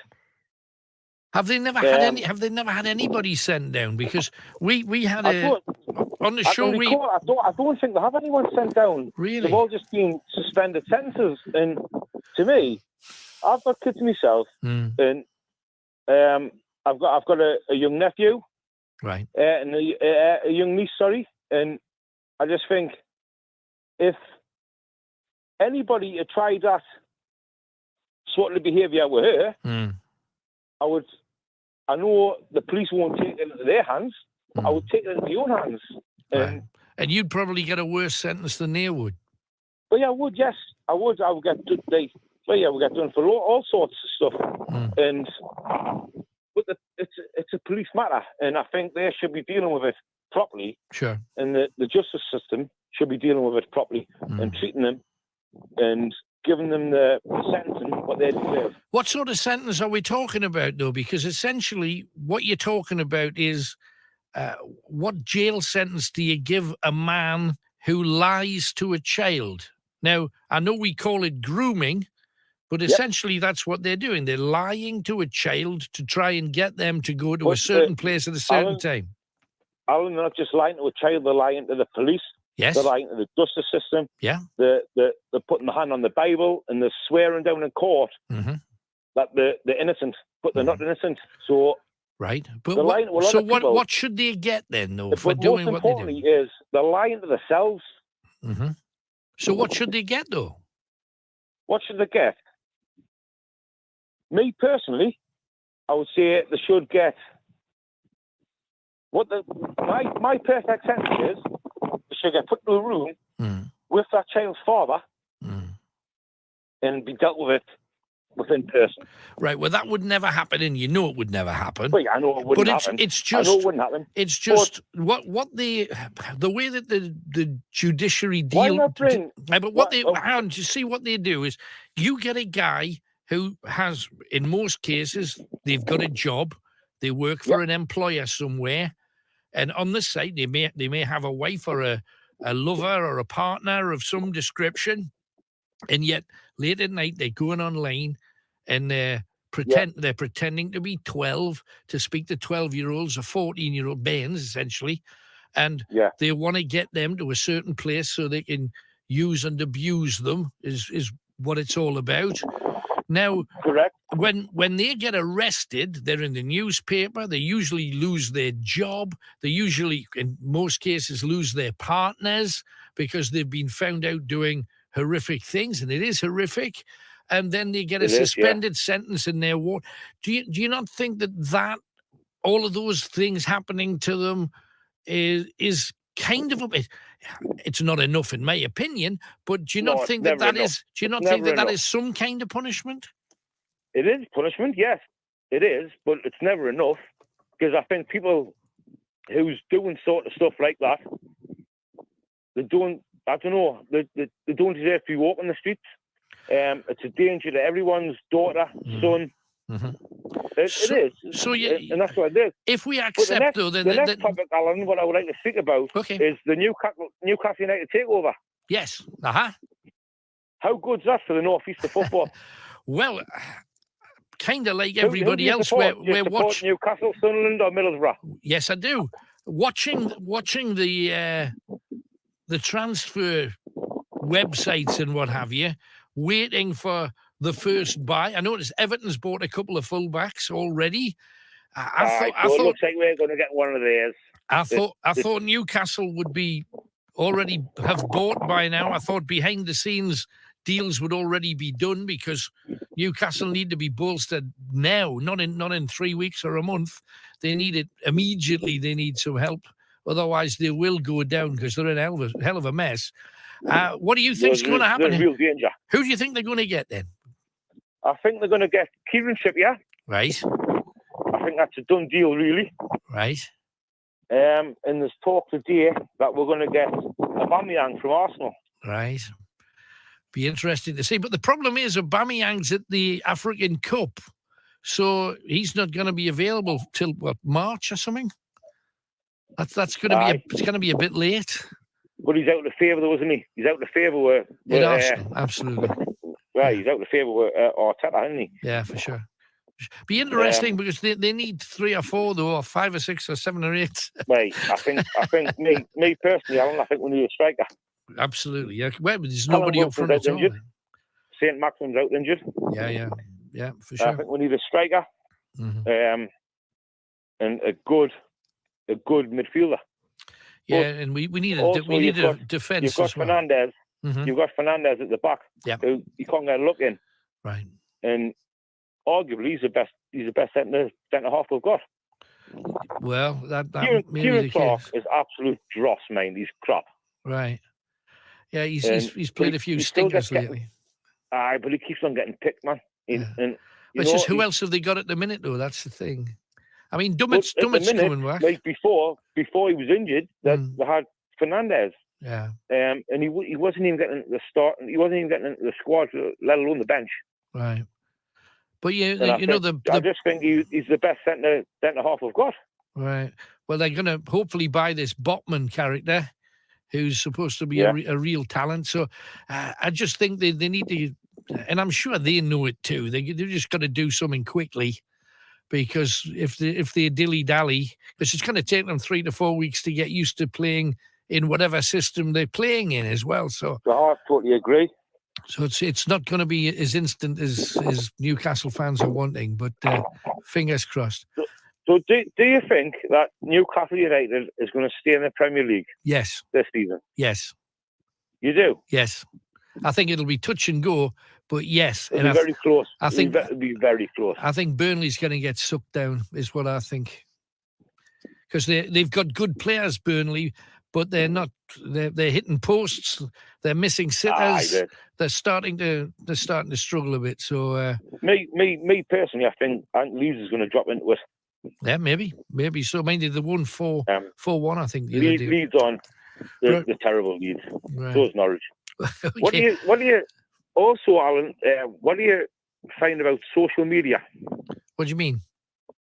Like, where would you stand with social media? I'm Facebook, Instagram, Snapchat, and all that. I'm kind of got to, because of the nature of the entertainment business these days. I've got to use some of it. I think I totally agree. It leaves you wide open for tosspots. Essentially, that there's a kind of a grade of human being that just wants to make people miserable, the trolls and what have you. And unfortunately, social media makes it easy for these keyboard kings to get stuck into people. I call them. Yeah, and it's very sad, but part of the business these days, you take it on the chin It is, and you crack on. That's, you're right, that's mate. what you do. You're right. Anything else, Philip? No, that's all, Alan. Okay, well, it's been a pleasure to talk to you, mate. As always, thank you very much. There's Philip in concert, Mountain Men. And we may well be visiting concert soon. I want to find a place that's derelict and old and spooky on the tops in concert. If anybody knows of such a place, do let me know, because we've got an amazing story from the tops, on the wild and windy moor that Kate Bush ran around searching for Heathcliff. 0191 488 3188. What do you want to talk about tonight? Pick up your telephone, give us a bell. Greatest Hits Radio.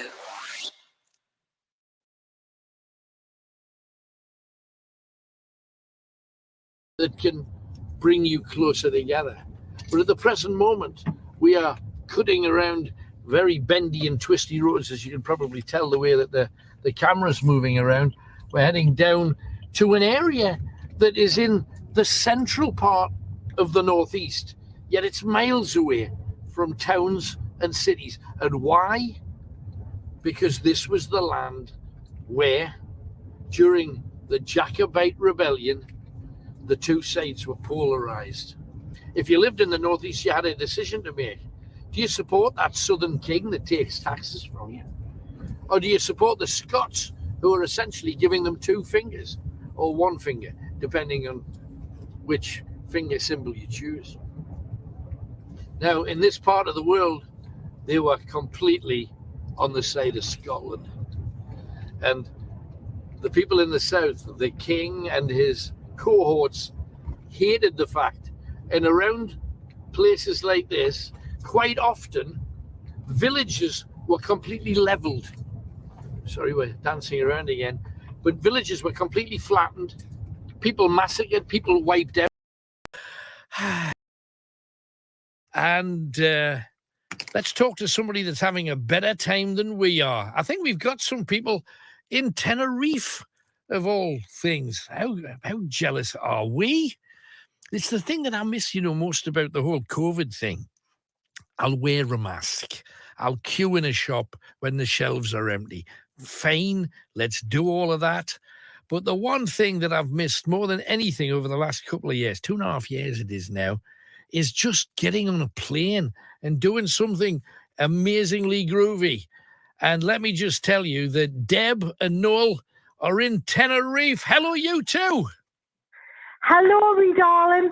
Hello, hello. Hello, Alan. Hello, all the best, mate. All the best, mate. Thank you very much. We've been here for 3 weeks.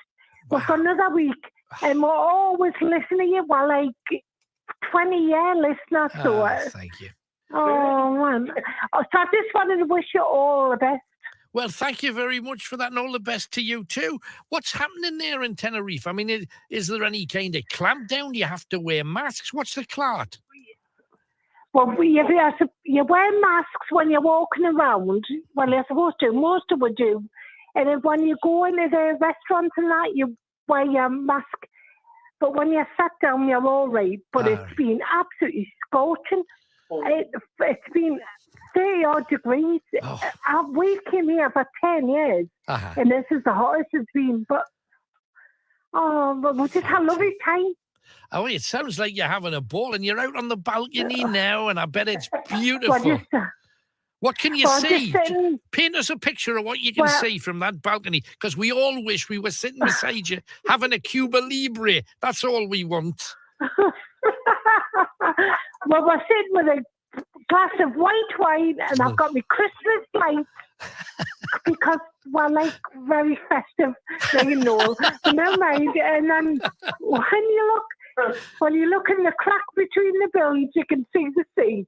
And oh man, it's been lovely, lovely, lovely, lovely. That's honestly great. I'm so glad you've had a ball. It's just that loads of people want to go, and then of course we hear the stories of people being told, "Oh, you've got to get back, or you might be called back." And no, there you go. Bear with us.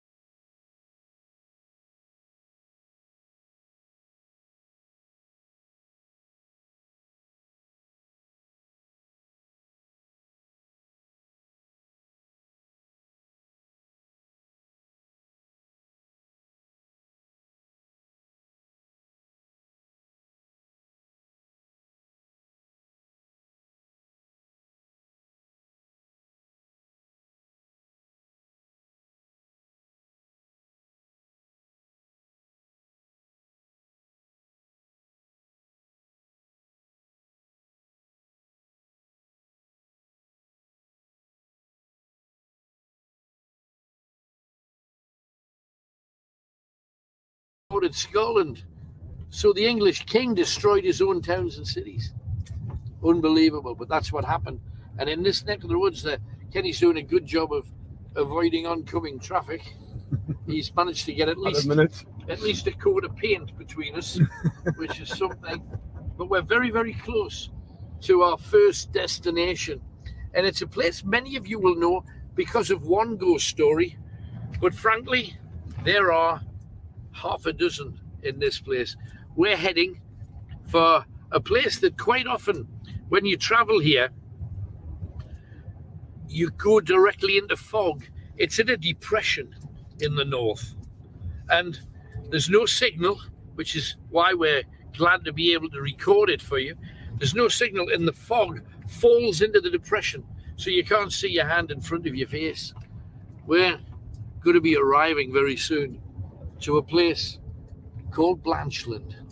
And the sat nav that has been playing up since the moment we put it on tells us, or has been telling us for the past 3 minutes, that we're a minute away, but there is the sign for it, Blanchland. So we're easing our way in there. It's a fabulous place to visit. You'll hear the stories if you don't already know them, and there's not much of a town centre, so I think you're going to have to turn left and park just beyond where this white van is on the edge. You see it, Kenny? Yeah.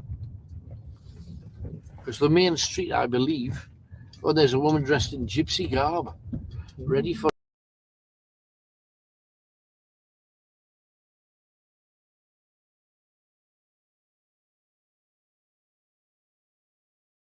the blood off the walls, because I'm now starting to get sincerely paid off by the fact that all of the gear here that presumably hasn't been maintained over the Christmas area is doing its own thing, and it is playing without me pressing a button. Things are coming in, and I must admit, I've got to the stage now where, and you know, you laugh at it and you think it's like a mad woman's knitting in here, and we accept that I have little or no control over a show, that the technology is this madcap, but there's nothing I can do about it. So we will crack on, and I shall do my jousting with people at the end of the show. That is an inevitability.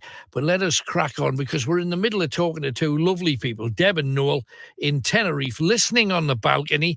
And I loved the fact that they said, and if you look at the gap in between the buildings, you can see the sea, which is, you know, when you go on holiday and you think, sea, they always say, beautiful sea view. When you get there, it's either 400 miles away. You can see the sea because you're on a mountain, and the sea's like 20 miles to the south.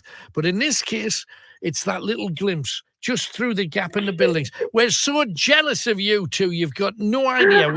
We all want to be there. We all want to be on the next balcony along saying, how's it, Garen? How are you doing?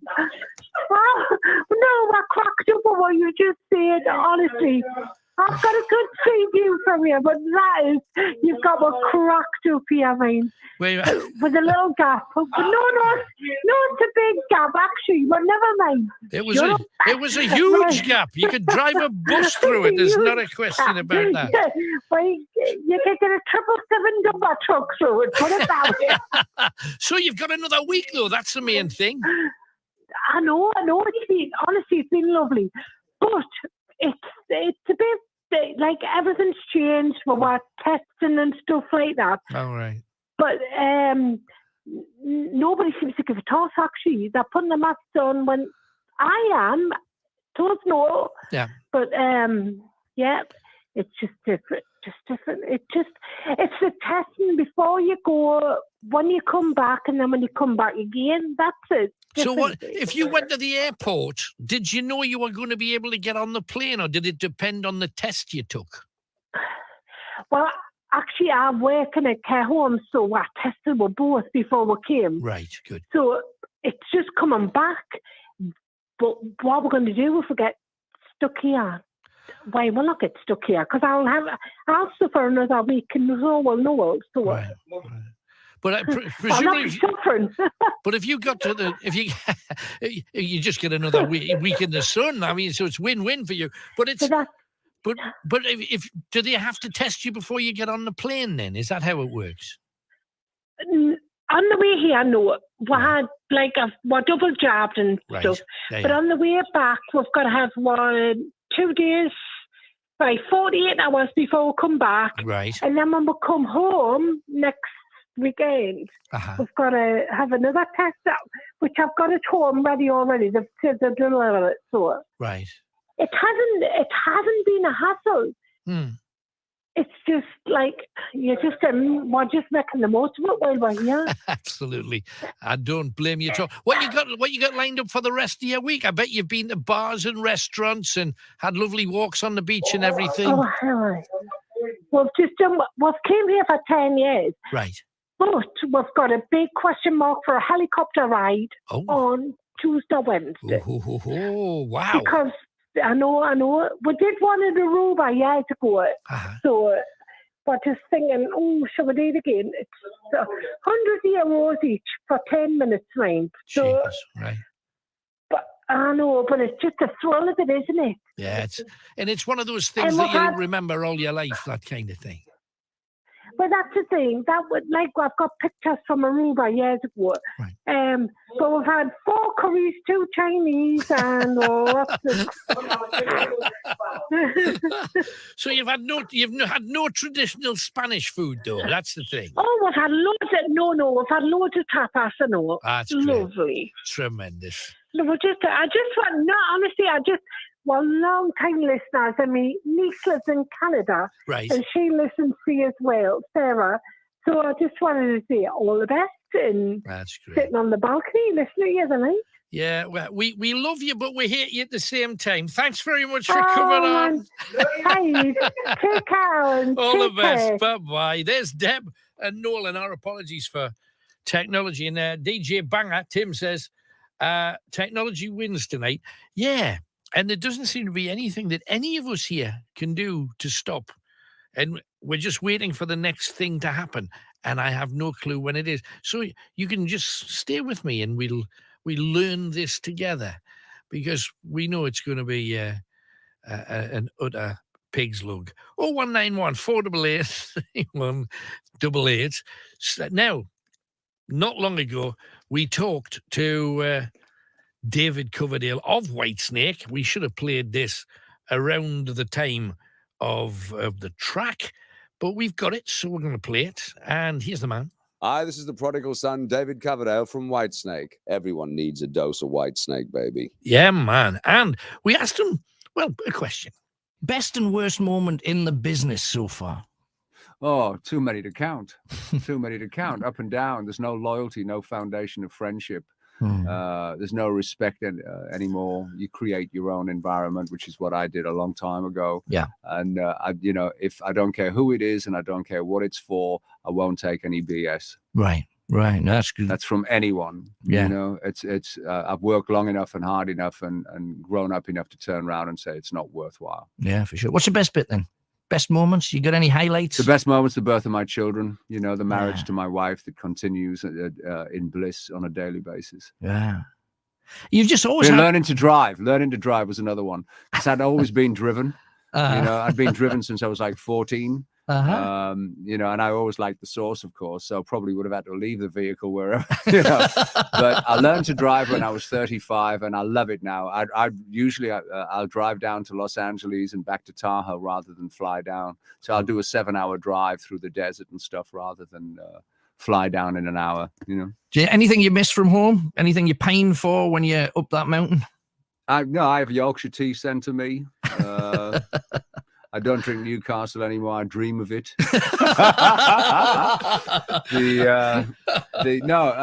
I feel connected to. I live, where my family is. I live at Lake Tahoe, and I love it there. Right. Completely love it. It's my favorite place on the planet. But all I have to do is sit down and meditate, and I'm connected to the soul of this country. I'm never far away. No, that's for sure. Wherever I am in the world, that's one of the beautiful things about meditation. You can be wherever you wish. There you go. David Coverdale hasn't done bad from a lad who worked in a boutique folding trousers in Redcar. 0191 488 3188. We have Glynis, who's in Seton Delaval. Hello, Glynis. Hi, Alan. Hello, darling. What you got for me then? Well, it was about the stupid things. I've done quite a few in my time. But one particular sticks in mind.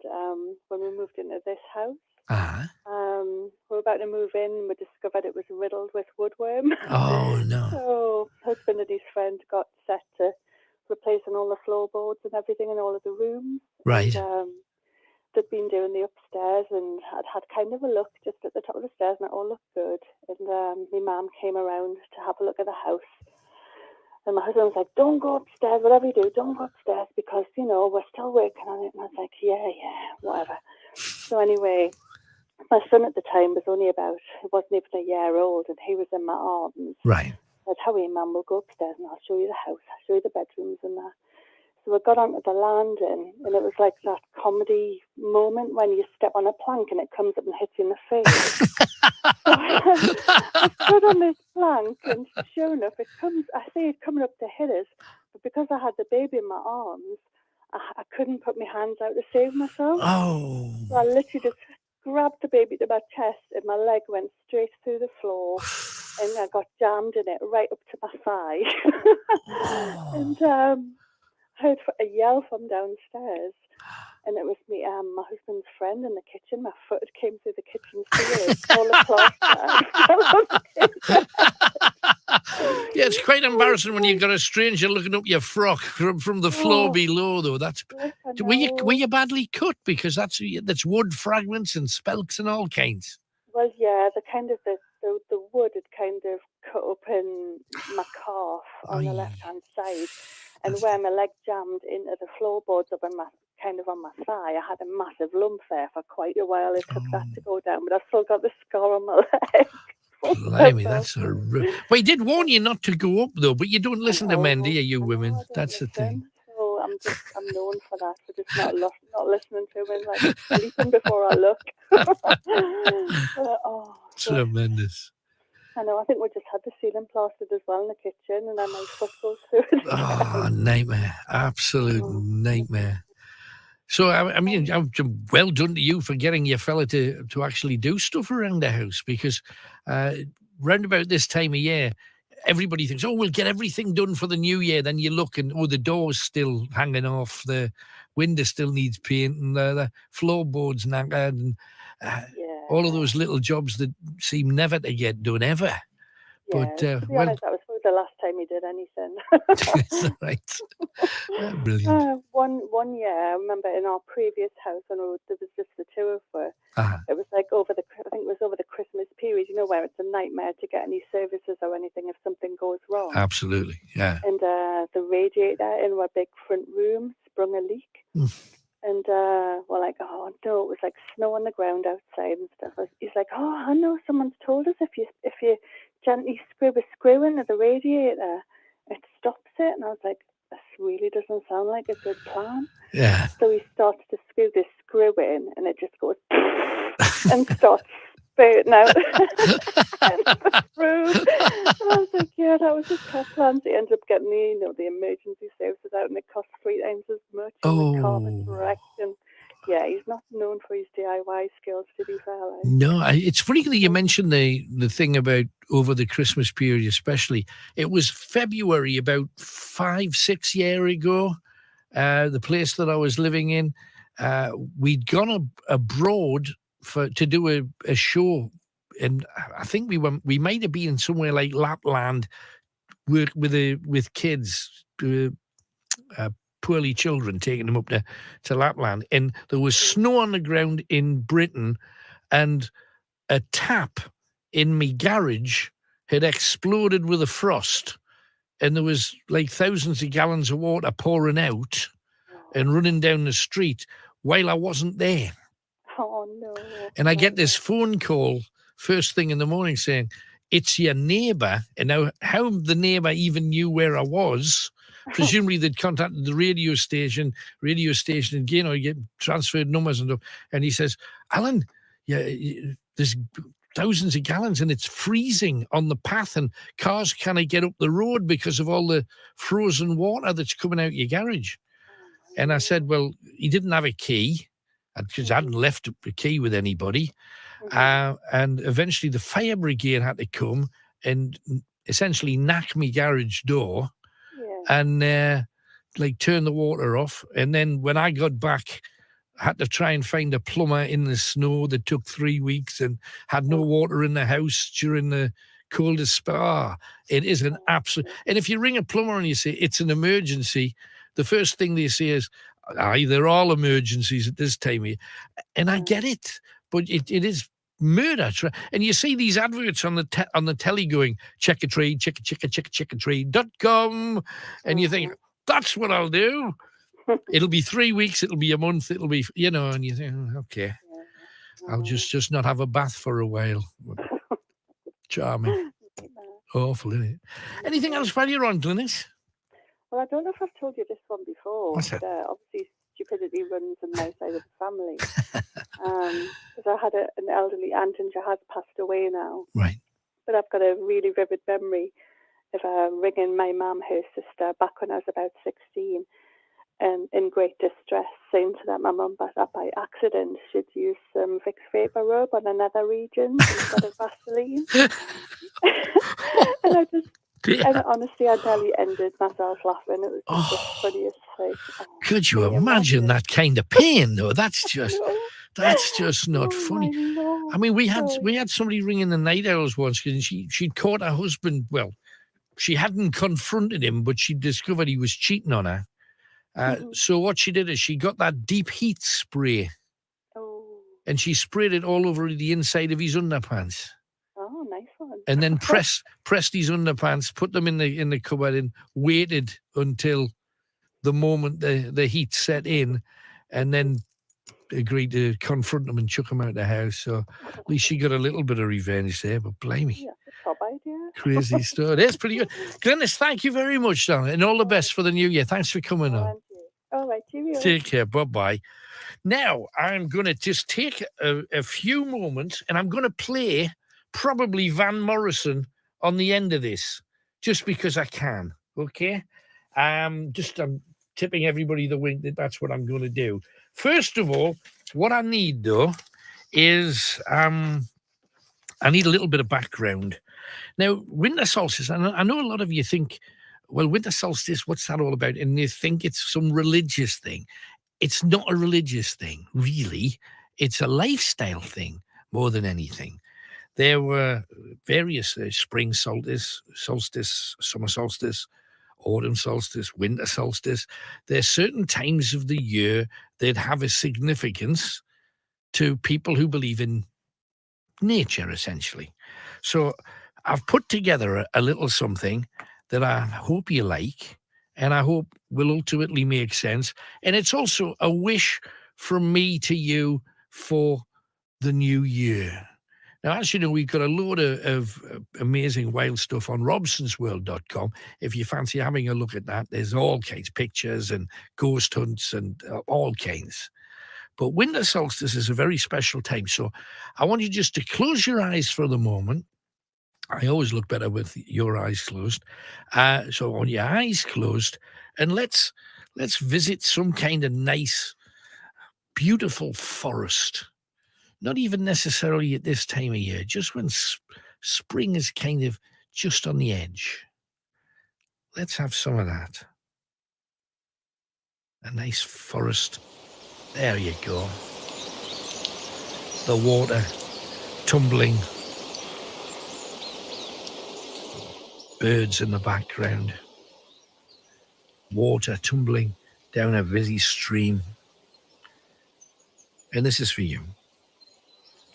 As the dry leaves begin to curl, shattering into slithers, as trees stripped bare or wind-blown and flowers start to wither, it's solstice time as our world dies and we watch it all abate, as the world we know becomes paralyzed and our living world hibernates. No gods or prophets, seers and kings, no fakers or history false, merely earth's circle turned in its most stately walls. No prayer could stop it turning, no ceremony can see it change, yet instead of all man learning, They all seek to rearrange. One faith claims it's special, another declares it's not, another terrorizes, and more innocents are shot. All screaming faith and deity, claiming help beyond the stars, are uneducated and mistaken, mowing people down in their cars. When was a war fought over a forest? When was a battle fought over a leaf? When were people brutalized? Yet it's almost always over belief. As the world in its rotation and the shortest night is here, we'll celebrate our presence, bring each other good cheer. Each thing has cost us nothing, not a euro, penny, or cent. No debt to cause us stressing, no wondering where it all went. People speak of the word pagan and think devils, goddesses, and spells. Not what faith really stands for. No churches, no chiming bells. Instead, just thank the earth for housing us. The springs that give us drink. The rivers providing fish and salt with every net we sing. Thank the sun for warming our bodies and the moon for each evening tide. We thank the trees for all their bounty and the fields for all they've carried. Whilst man's invisible deities lead to ignorance and hate, you'll find each facet of nature gets along with each other great. No arguments over borders, no threats over nuclear bombs, no walls to keep out our brothers, no mines to hurt anyone. Since each of us were babies, in fact, before we all were born, nature's loved and cared for us, bathing us in a reddened dawn, sunlight on our body, rain to cool our desire, wood to shelter us overhead or burn upon a fire. Giving us food and water, herbs to heal our pain, and when night's chills appear, morning will warm us up again. It asks not for your money. It cares naught for your land. It doesn't care if you kid yourself about any religion that stands. As they criticize the Muslim, the Hindu, or the Jew, or insult Sikhs and Catholics, anyone different from you. But if you put away the holy books and see us as we are, just creatures made of blood and bone, the same, some near, some far, without any discrimination, prejudice, or fear, then you discover a world far lovelier than the one we live in here. To learn from Mother Nature, to share the world we know, to love each man as our family and see that family grow. Each woman is the special one, carrying the power of life. Love will see them blossom into a partner or a wife. Yet despite the horror of racism, where the stupid bark and rage, despite the childish conflicts and all the wars you wage, you don't need the earth's forgiveness. It doesn't care to hear a prayer. It doesn't want buildings or gold chalices, for it's the only thing true, yet rare. Nature is our mother and father, and in their home we abide, watching swallows turn and tumble, or a peregrine falcon's glade, butterflies flying through bluebells, the long V's of birds migrating, the stare of a stealthy urban fox, not a single creature hating. We leave that to the human, always looking for adversaries, leaving families bereft of love with uncertainty and worries. Yet long before the faiths were here, each winter solstice we would celebrate and make everybody welcome, irrespective of tribe or trait. The fires would burn around us, trees decorated fine. What's mine you'd all be welcome to, and what was yours was mine. So just for this brand new season, let's regress 7,000 years. Long before invisible men in the sky, when all we believed was here. Tomorrow, the sun will rise again, the moon bringing waves to the shore, the birds and beasts and agriculture to feed us all once more. Yet there is one very human thing we all would seek to add, a magical thing, sincere and true, that repulses the evil and bad. For this short time, let's simply love and care for those around, for those who have much less than us are still worthy and they're proud. With nature as our beginning and love right to the end, imagine the power we'd all possess and the message it would send. We really are so lucky. We have a chance of love that's true, a love affair with nature that will all come back to you. So merry winter solstice. Let's joy fill our precious land. May you smile, laugh and flourish. May your brand new years be grand. Treat all as you seek to be treated. If wealth is not with you instead, share the love with those around you. And remember the words I've said, to teach you of exaltation, to a world of your superpowers, to a season of love and wonder. And the main thing is, it's all ours.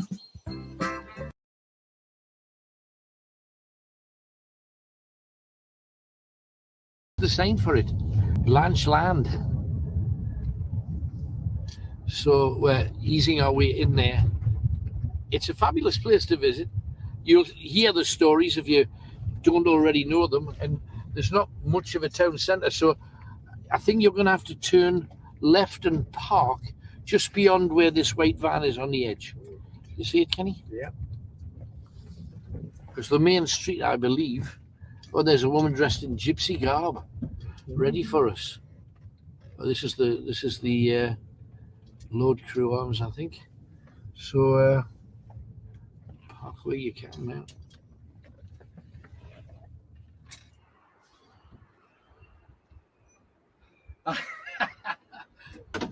Couldn't get through. Night Owls is too busy. You know the score.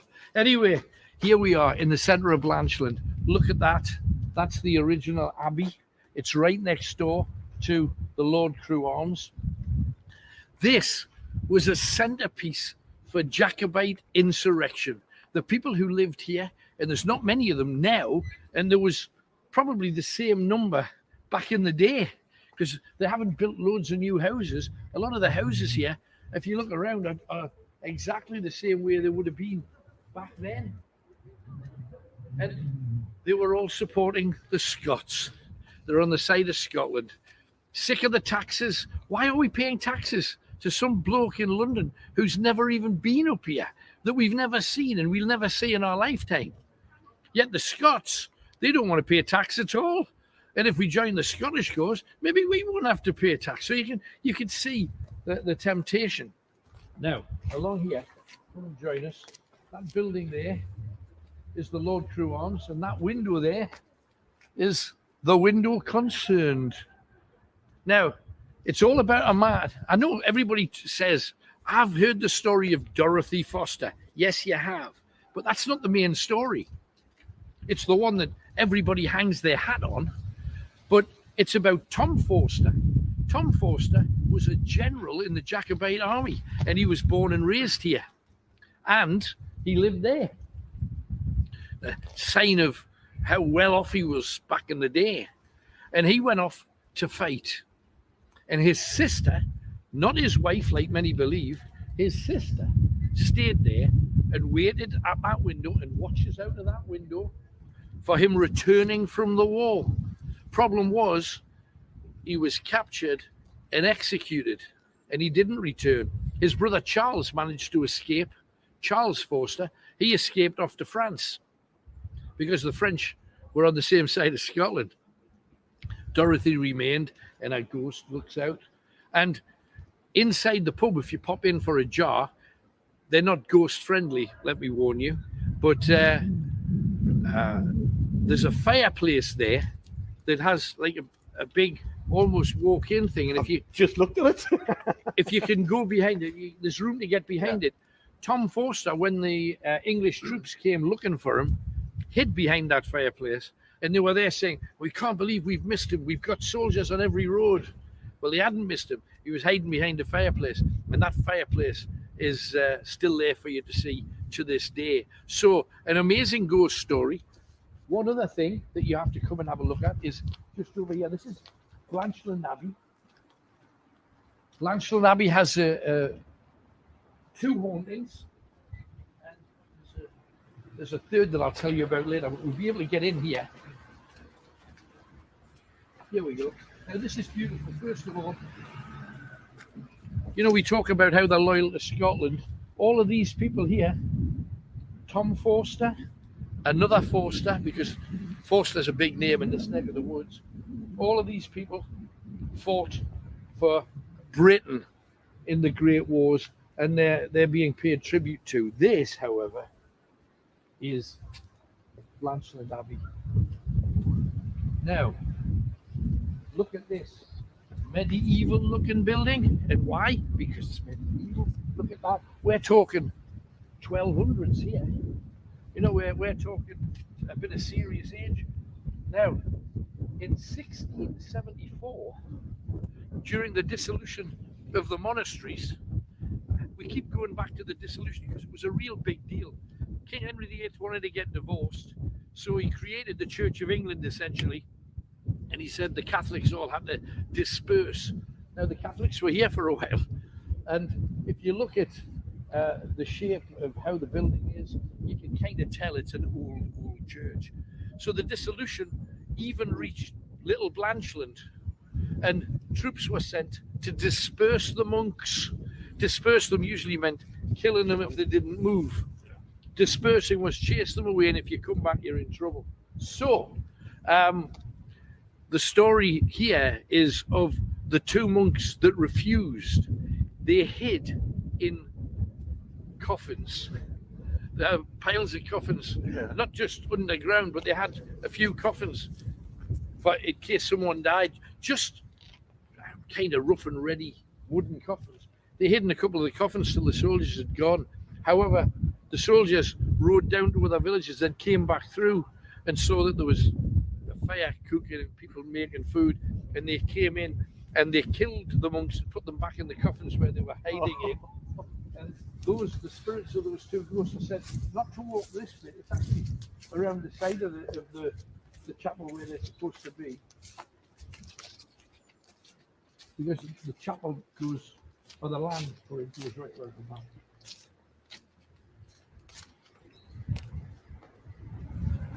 Loads of stories attached to Blanchland. It's one of those places where you're really going to get a feel of the place. Yeah, that's right.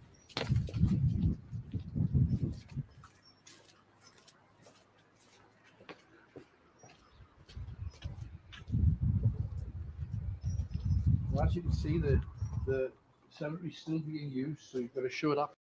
Know who's going to call next? 0191 488 3188. Greatest Hits Radio. And you will know that we are running a competition. You haven't had your second clue yet, so let's dive into it. I'm going to give you 4 clues in total. Each clue will give you a song title. The 4 song titles all have the same act in common, and you've got to work out the name of that act. Who's Hits, we call this competition, and you can win yourself one of our nice night owl. I'm not even sure what you call our night owl muggets or night owl drinky vessely, whatever they are. I don't know what they are, but you can have one anyway. They're brand new, and we'll be dishing them out for the next few months. Then they will be gone forever. Right, clue number 1. The place named after Amerigo Vespucci, an explorer from Florence. That's a song title for this particular act. Second clue, a drink made out of grapes with the colours of Sunderland and Middlesbrough. Might well be that those guys in Tenerife are supping on some of this right now. A drink made out of grapes with the colours of Sunderland and Middlesbrough. Okay? 2 song titles down, 2 more song titles to come. And within an hour, you will have all 4 clues for you to have a guess with, if you possibly can. I mentioned before, we are looking for some of the stupidest things that you have ever done. And I said that I'd looked at a few historical ones, because famous people make ricks the same as the rest of us. And Nelson He went on board ship wearing all of his medals and grandeur, and all of his mates had said, don't do that, you'll just be a target for a sniper. And Nelson says, I don't care, I'm going to show everybody who I am. And of course, the second he got on deck, he got shot dead, leading Collingwood to save it all from Morpeth. Qin Shi Huang, China's first emperor, apparently was obsessed with immortality.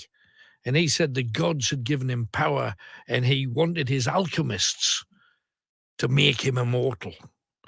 So they concocted this potion that would leave him immortal for all time. And they put mercury in it. And he drank it and he died. So the complete reverse result. I'll tell you a bit more about King George II a bit later on. But let's talk to Jackie, who happens to be in Stockton upon the Tees. Hello, Jackie.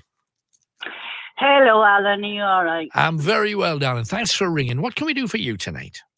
Well, I don't know where to start. We talk about stuff, don't we, every week? We do. And, in a year, I've lost my mum and I lost my dad. But the two of them were divorced, so I've lost them separately. Right.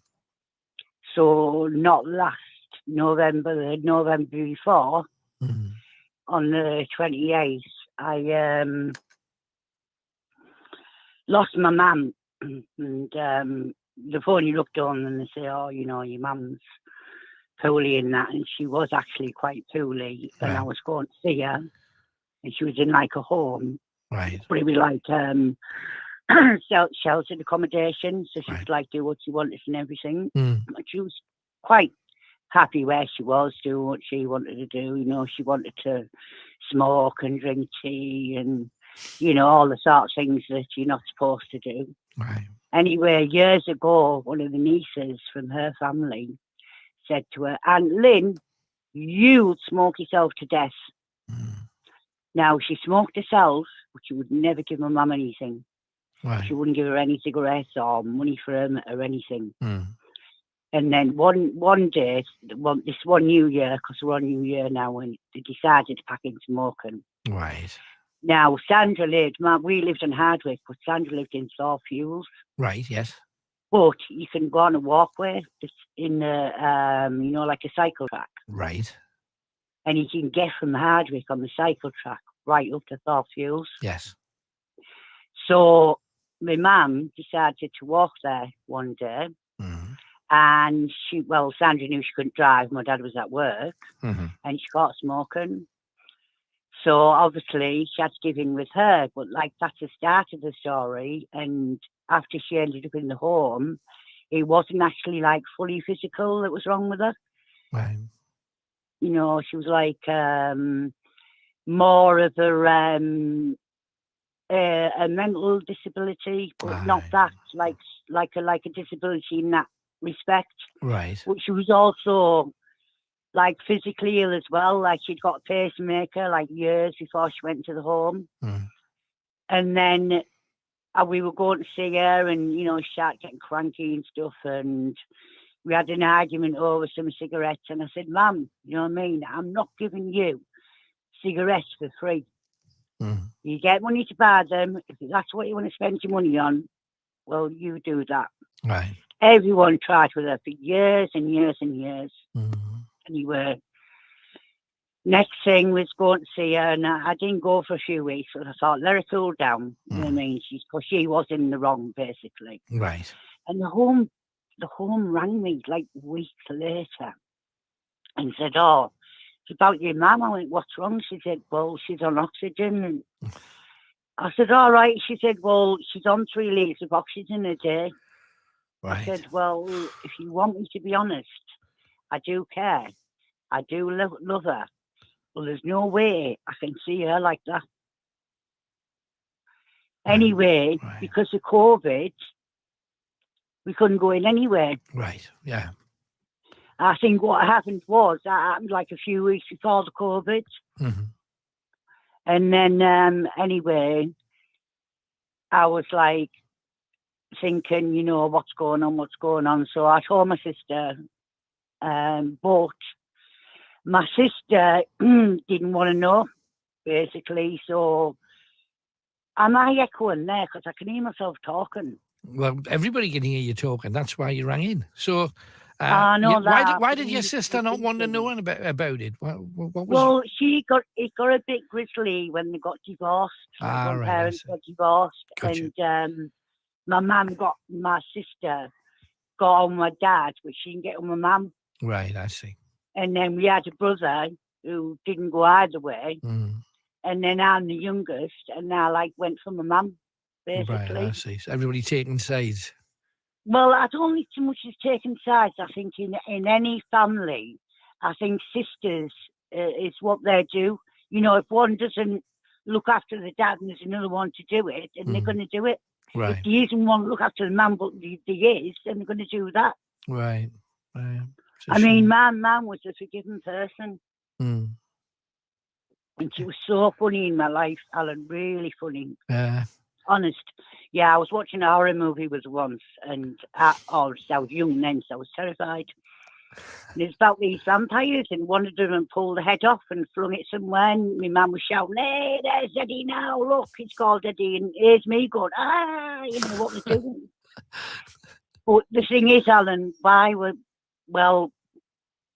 we're not surprised, but we were expecting that she had lung cancer. Yeah. Because obviously she smoked that much. And we were like, you know, everyone's trying to tell her. Yeah. Well, the thing is, she was one of those people who was happy having a sleep when she wanted, to get in bed and smoking. That's all she wanted to do. She didn't want to do much else. Yeah. Well, when we was kids, obviously she looked after us, but that was when, after the divorce, she then went, you know, but anyway, she died of cancer, and we couldn't do anything because of COVID. Sure. So we had to basically sort out ashes for her. And then they ended up at my sister's house for months and weeks on end, waiting for this COVID to lift. And because I was close to my mum, I wanted the ashes. Right. Before COVID, and they were saying to me, "No, Jackie, you can't have them because you can't have them for long. You've got to do it straight away. You're not allowed to wherever or do this and that." I said, "Well, all right then, okay." Anyway, the thing is with their family, you now want to do the same thing as well. Like my mum's mum, Nana, and everybody got scattered memorial garden. All right, yes. So basically, we had her ashes, and then we had a memorial and everything. So where did you scatter her? Pardon? Where did you scatter her? It was at a creme, but one of the cremes, but I didn't go because of my sister. Right. Because there was a lot going on. I mean, I'm not really even going to talk about that because it's my mama miss, you know what I mean? Sure, no, of course. Okay. I mean, people say to you, you know, I was in a coffee morning some years ago, you know, with 12 other ladies, and then when your mum goes, you'll know about it. And I was going, well, I know, because everyone misses their mum. No, yeah, when your mum passes, everything that's gone on in your life will all come to the front of your mind. Yeah, it is. It is a massive miss, of course. When and then I know, and then I thought to myself, well, I won't respond my Christmas because on first lockdown I was wanting to be out, but then when my mum passed and we had the second lockdown, it was like I didn't want to go anywhere anyway. You know what I mean? I was literally seriously ill for 2 days. I was thrown up and had a headache, and after I found out. And anyway, we had in a memorial, but what it was with the memorial was you could only give 48 hours notice. Right. So you couldn't do an actual day of 2 weeks' time. So then my boyfriend couldn't get off work, and then I couldn't get there. And then I didn't want to get in the car with my sister, you know, because what a cloud. This is the biggest shame, though, because it's about your mum.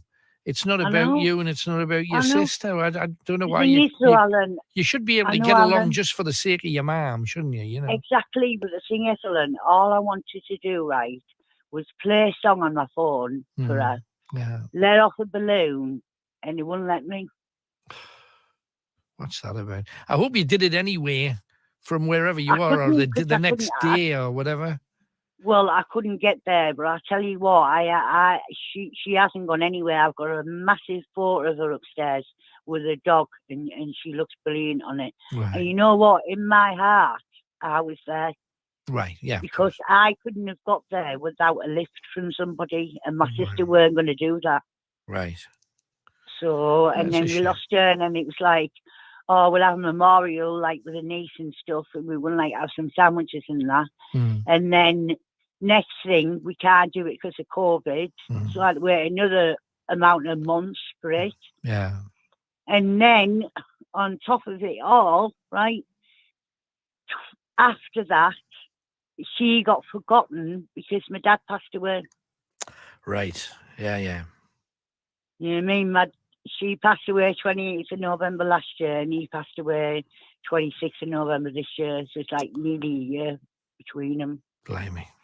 I've been talking to you as well about my dad. Came on when it was Father's Day, didn't I? And Yes, said he that's went right. around Yes. blown up all over the place. Yes. Do you remember that? He went to Little's, didn't he? And blew off. That's what you were telling me. Blimey. But what a year. So you'd be glad to see the back of it, Jackie. Well, probably, yeah. But like last New Year, I thought, oh, this is it. You know what I mean? It's a new year.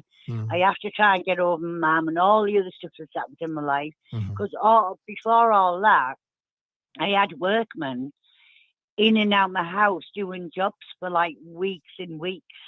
Right. And then I moved into my boyfriend's to get it all sorted. Right. And then my mum passed. Right.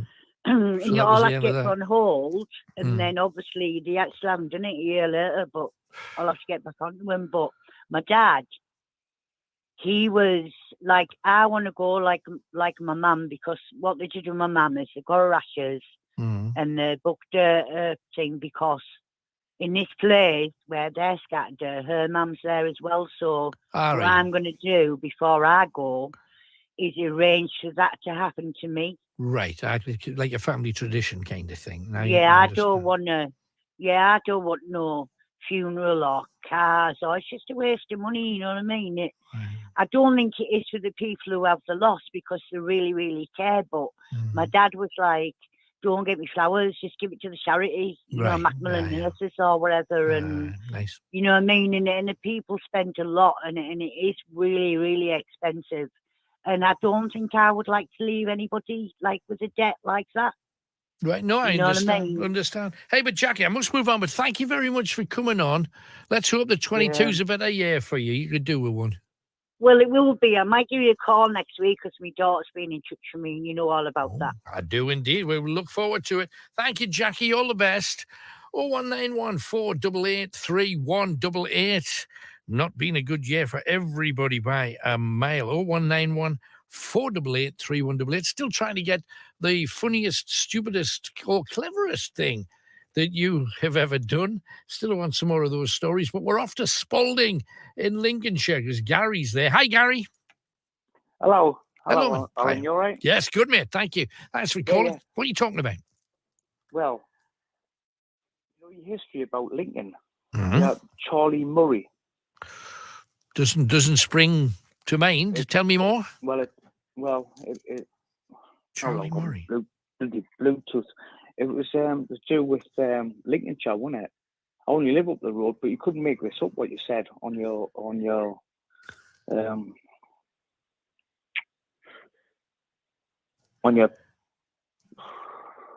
Well, anyway, the stupidest thing I've ever done. Right. Forget about that one. I think it's going pear-shaped. That's all right. No worries. We'll get through it. It is. Well, what it was, I went out of the hotel room. This is stark naked. I had lost nothing on. Looking for the toilet. Right. Anyway, door shut on it. Nightmare. I was stalkers, and I was knocking on the door. Uh-huh. Everyone was coming from the hotel room in Spain. I was unbelievable. I went, oh, everyone's going, my missus going, get yourself in now, Gary. Get out. And I only went to the toilet. But anyway, you had something about Charlie Murray, and you could make it up by Doddington Hall, Eagle in Lincoln, and Wispy, and Newton-on-Trent. I can't remember what it was. I was just looking at that day, and I went, bloody hell. it's true places where it was said. Right. Charlie Murray, it was to do with Francis Drake. Yes. If you can remember, I've got to listen to it again. I thought, well, bloody hell, these places existed because it's just up the road. Absolutely. But Dodden Hall was designed by the same bloke Right. as Seton Delaval. Seton Delaval Hall, yes. It's Yeah, amazing, but this is the thing that I've found. People, wherever you live in Britain, pretty much, there's something amazing happened, like within 200 yards where you're standing, and most people have no clue that.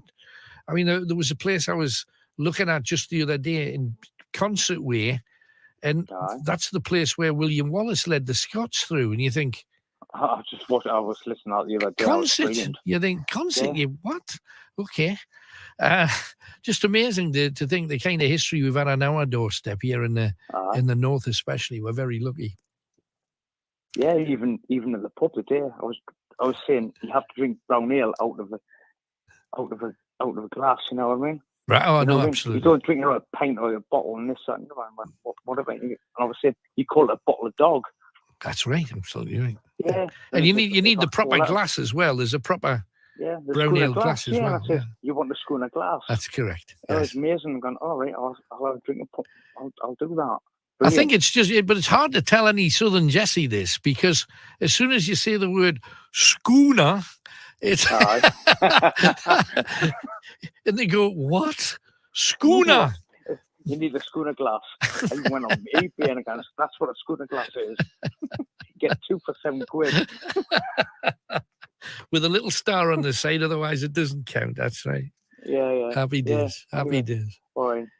So, you're right, Alan. I'm champion, Gary. Thank you very much for coming on. No, good to hear from you. All right. Yeah, same with you as well. Thanks again, mate. Bye-bye. Just nice reaching out from different parts of planet Earth. We loved it. We already had Tenerife on. Surely we can go further than that. Are you further away from us than Tenerife? If you are, get in touch. We want to hear from you. We want to know what you're doing. We want to know how the world is affecting you, where you are, and what changes you've had to make with all of the lockdown blah and what everything else is going on. Crazy times for us. We just think 3 years ago, at this exact time, we were free to do pretty much anything and go anywhere.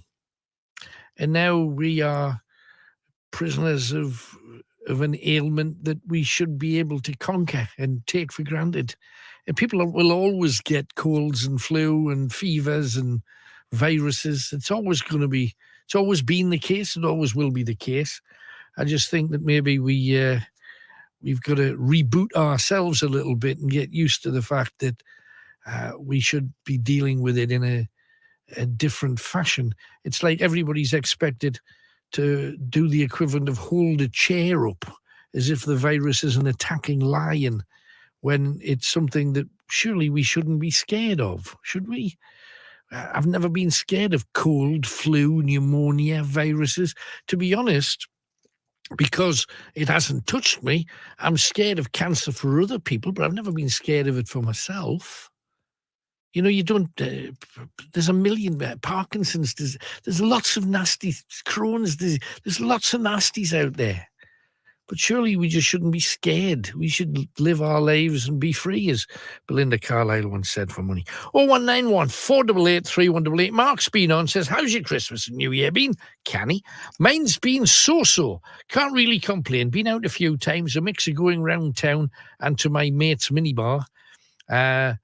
Now do you find that from Boxing Day you just want the decorations down and a month to relax and recharge your bank balance? There's a bit of that, but I must admit, last few years haven't done any major splurging around Christmas. And I feel better for it, really, because what is it that you need? Or do you just want? Because there's a difference between the two. Matthew's with us. Wonder what he's been up to. Hi, Matthew. Hello, Alan, my special friend. You all right, mate? I'm good. Good to hear from you. How was your Christmas and New Year then? It was all right. My auntie Carol stayed over New Year and that, Alan. Brilliant. I'm saying I was gutted when he went on last Sunday. I was a bit upset, really. Well, I'm sorry for that. It was... it's all right. I was under orders to beat off, so I did. Yeah, I know. I'm saying, I'm saying, do you think there's going to be another lockdown, by the way? No. I hope not. I'm going to cut his hair if he does. I'll cut his hair. I'll cut his lamb hair. The funny thing is, just today, the head of the health department said there's no reason why we need to clamp down, because the people that are getting this new Omicron, the vast majority of them are not needing to go to hospital. They're just having a sniffly nose and they go into bed for a couple of days and they're champion. So there should be no reason why the hospitals should be extra full. But they're still touting hundreds of thousands of people suffering from this. Aye. But if they'd have said how many people had the cold and flu 5 years ago, then I had numbers that were similar. So I just think we've got to start being a bit more sensible about all of this.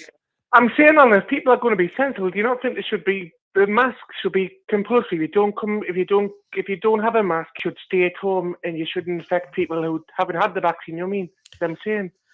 It's just if you have the vaccine, have you been progged? Not yet. Not yet. But if you've been progged, then you shouldn't have anything to worry about people who aren't wearing a mask, because you've been progged and boosted, and a lot of people have.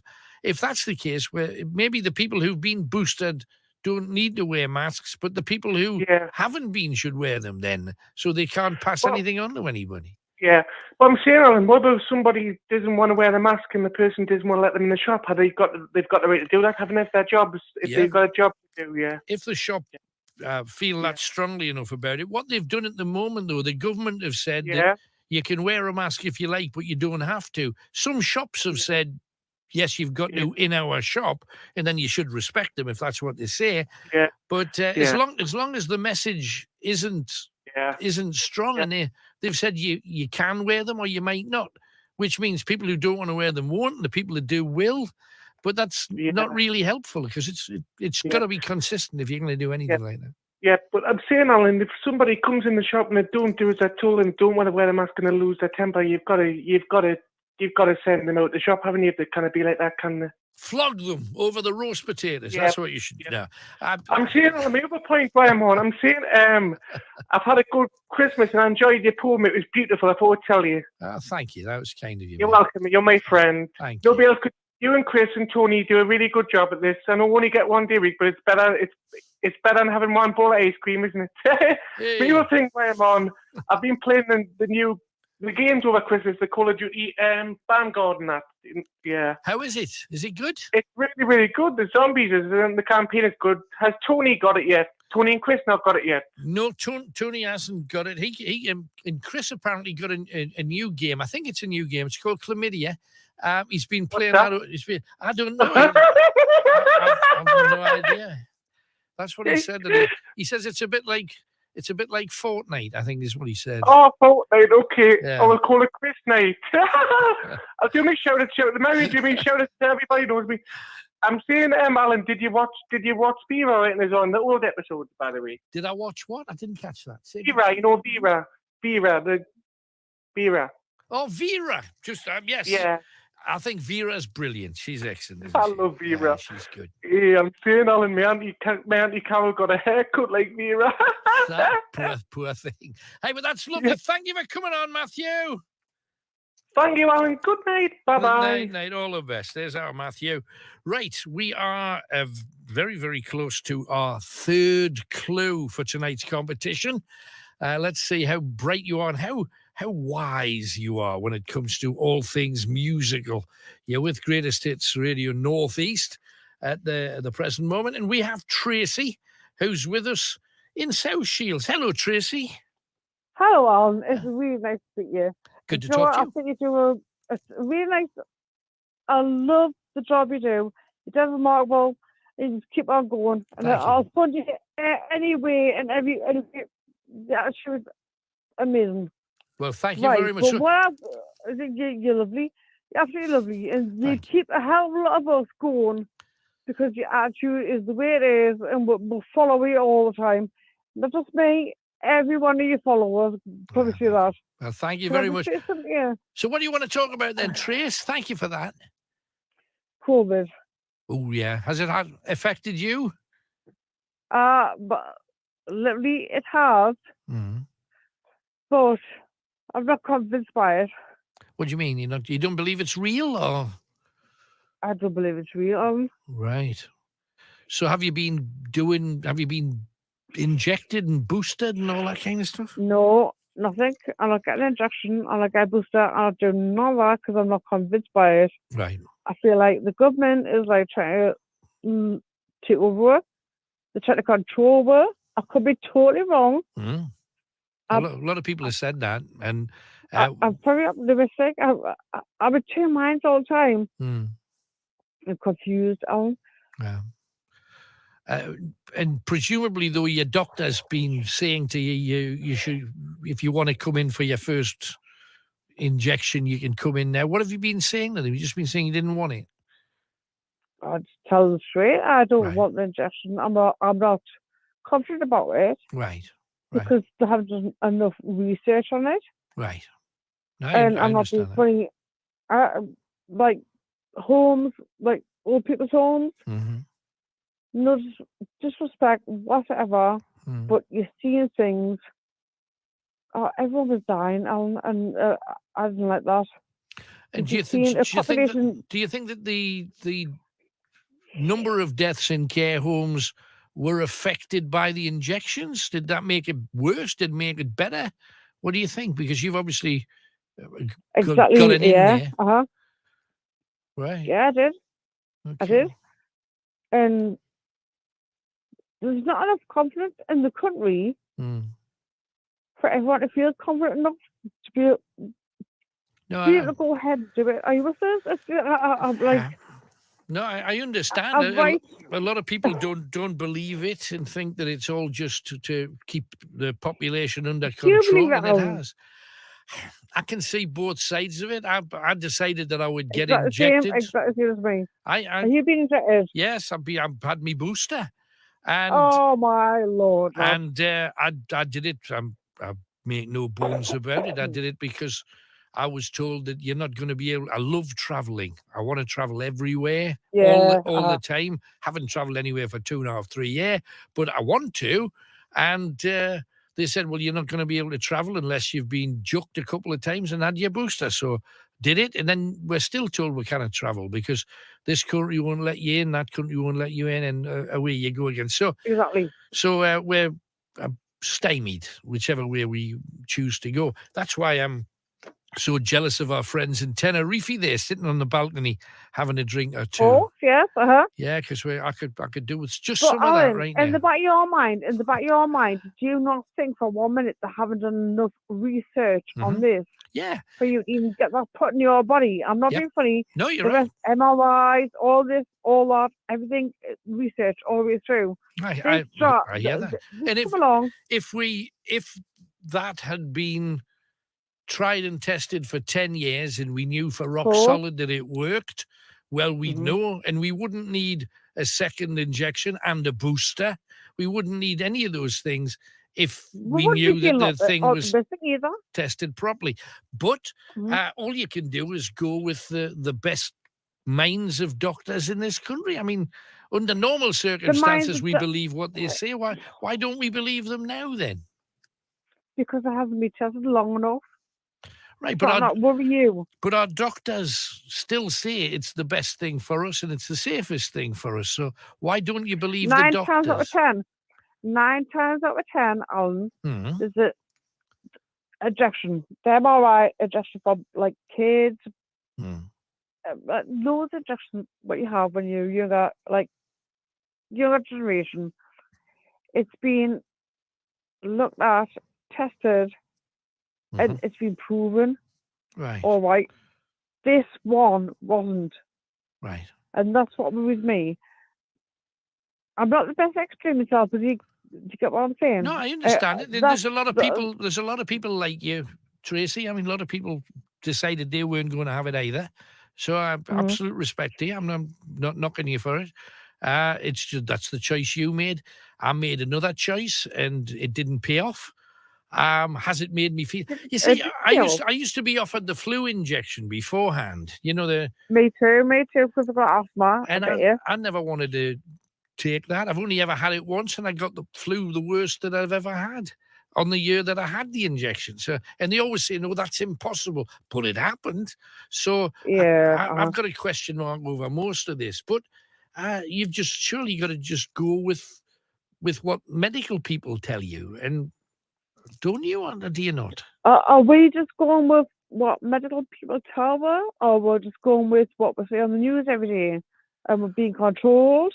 I'm not being funny. Do you trust your GP, though? Do you trust your doctor? No, because I never tell anything right. This is going to put me off straight away. Okay. They put me off straight away. Right. What they want is just like you out that room to have the next person in. Right. Okay. I'm not confident. I'm not confident. No, can you hear in your voice that? I'm not biased or anything. No, but you're just telling it like you feel it. That's fine. That's perfectly fine. I kind of get my head around it. How everyone's like going there, and they're not looking at the bigger picture. Gotcha. My bigger picture might be different to your bigger picture. I just feel like everyone's getting injected with this fucking stuff that you haven't got a clue what they're putting in you. And I generally find that worrying. Right. No, of course. I think everybody should. Right. Anything else while you're on, Trace?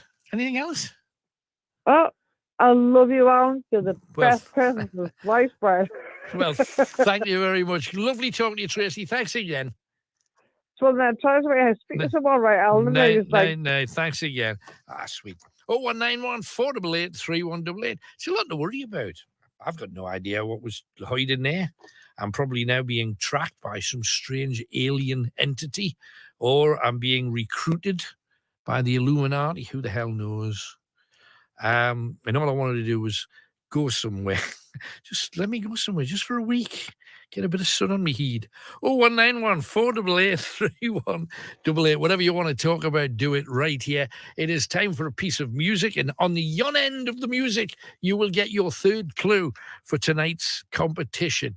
And this was a tune that I used to sing badly when I was in early bands. We used to do loads of cover versions, as you quite often had to do when working in the clubs. And this is one that I always thought I could sing brilliantly because I was singing it and I didn't have to listen to it. And when I did once listen to it on a tape and was told, that's you, I was appalled. Absolutely appalled. But this is how Michael McDonald did it with the Doobie Brothers. Wow, what a tune. Greatest Hits Radio, Northeast, long train running. Old Pate with her head shaved in monk-like fashion are said to walk around the edges in the evenings. And they do it every evening, apparently, at exactly 7 minutes to 7. 6:53. Now, I've been here at 6:53, and it didn't come out for me, but maybe they'll come out for you. But what if you're going to have a place of peace? Just look at this as well. Look at this building over here. When I followed their walk, and I did a promenade around the place, and the thing that I just loved was this extra building. Look at it. It's like a little miniature chapel.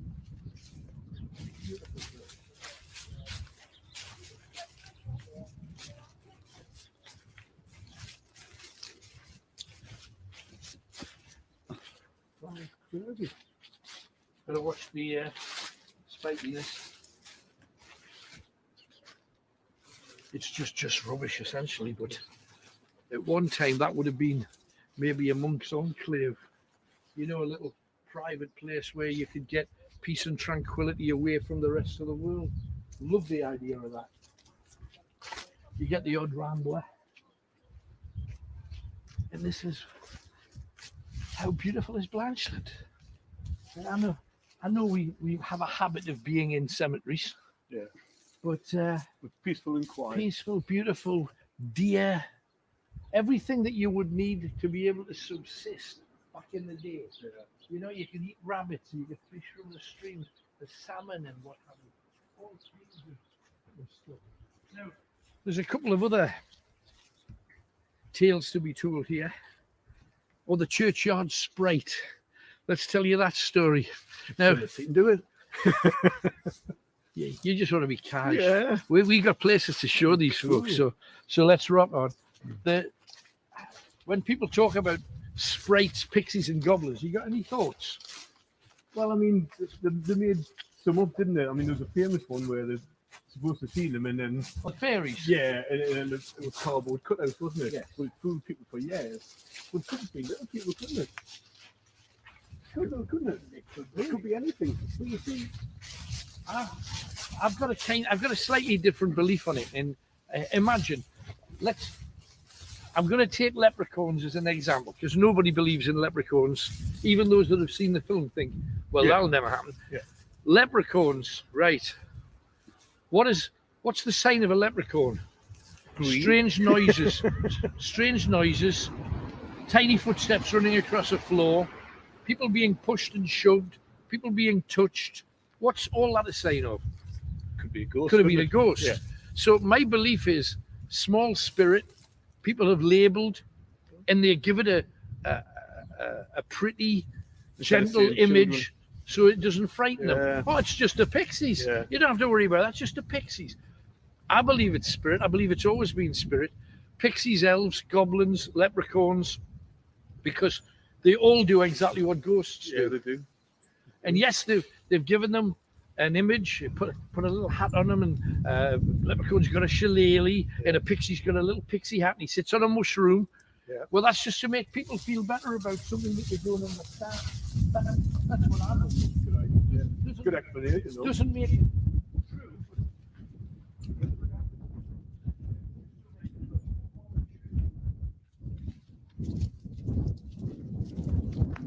And it's rare you get a chance to talk about a sprite. So, I mean, they have enough pop. I was going to say, talking about the sprite, so they should exist.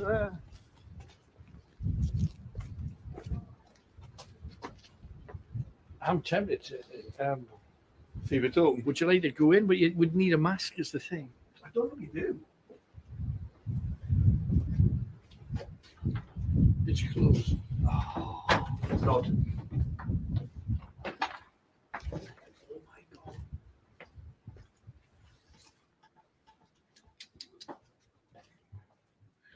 You know the monk that walks around.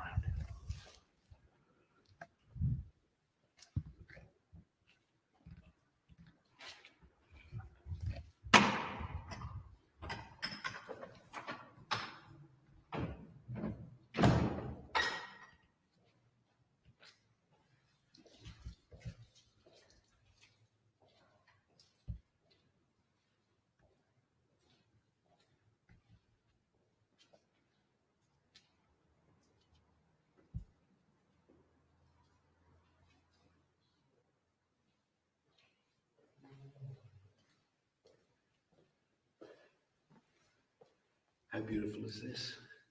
We managed to get in. Let's do what we can where we can. You can see the old, look at the Gothic stair columns and everything. Look at the roof. Look at the, just look up. It's just amazing.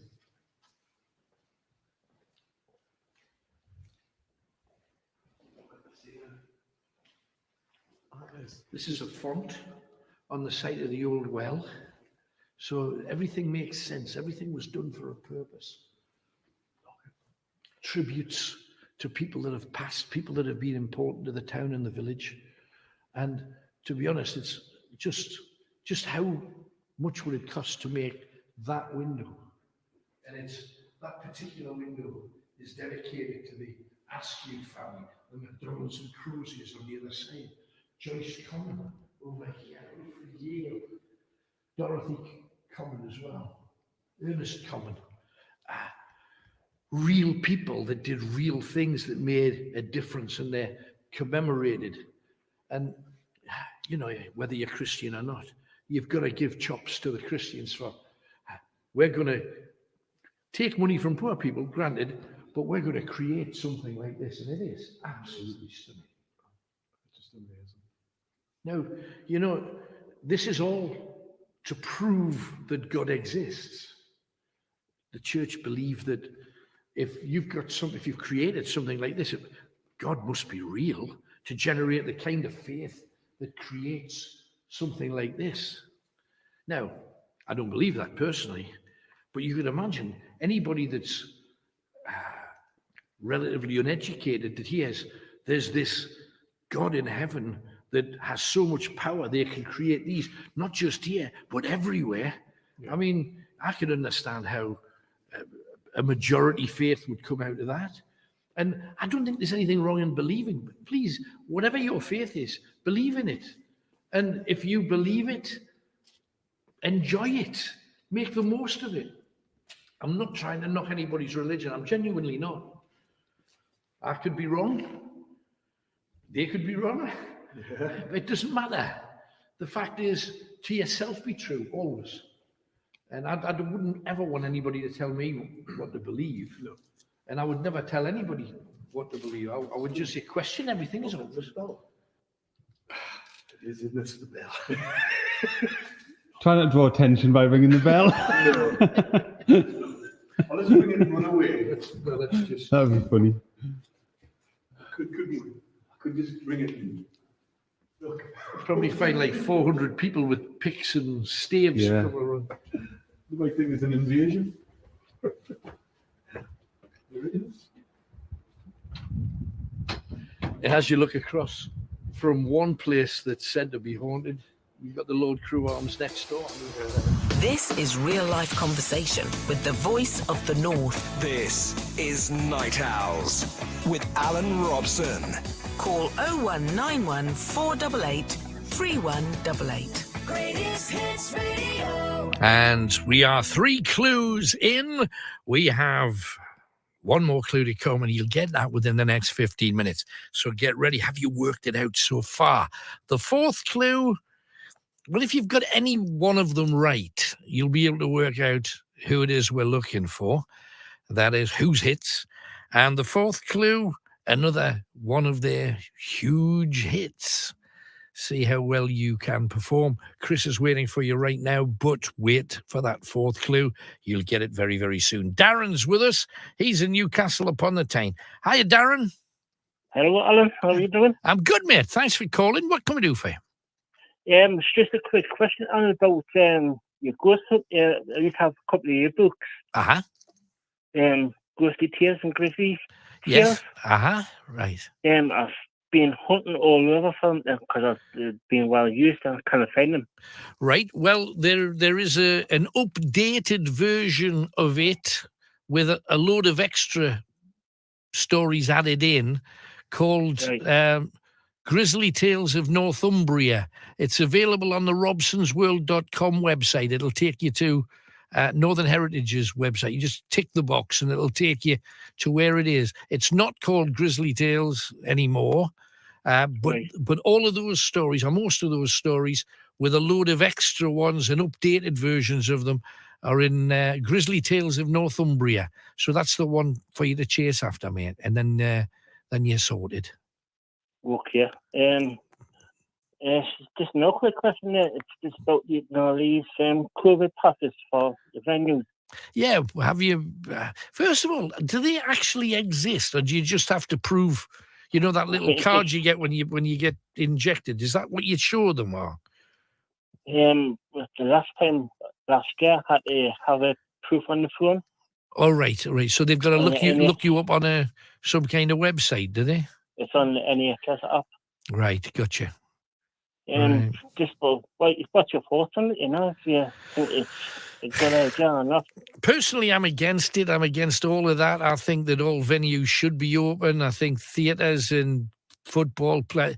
I just don't know how they can have football grounds open and then say, oh, but mind you, if you go to a pub, you've got to do this, or you've got to have this app, or I just think that it's got to be one rule for everybody, and that means if you can go to a football match, you can go anywhere.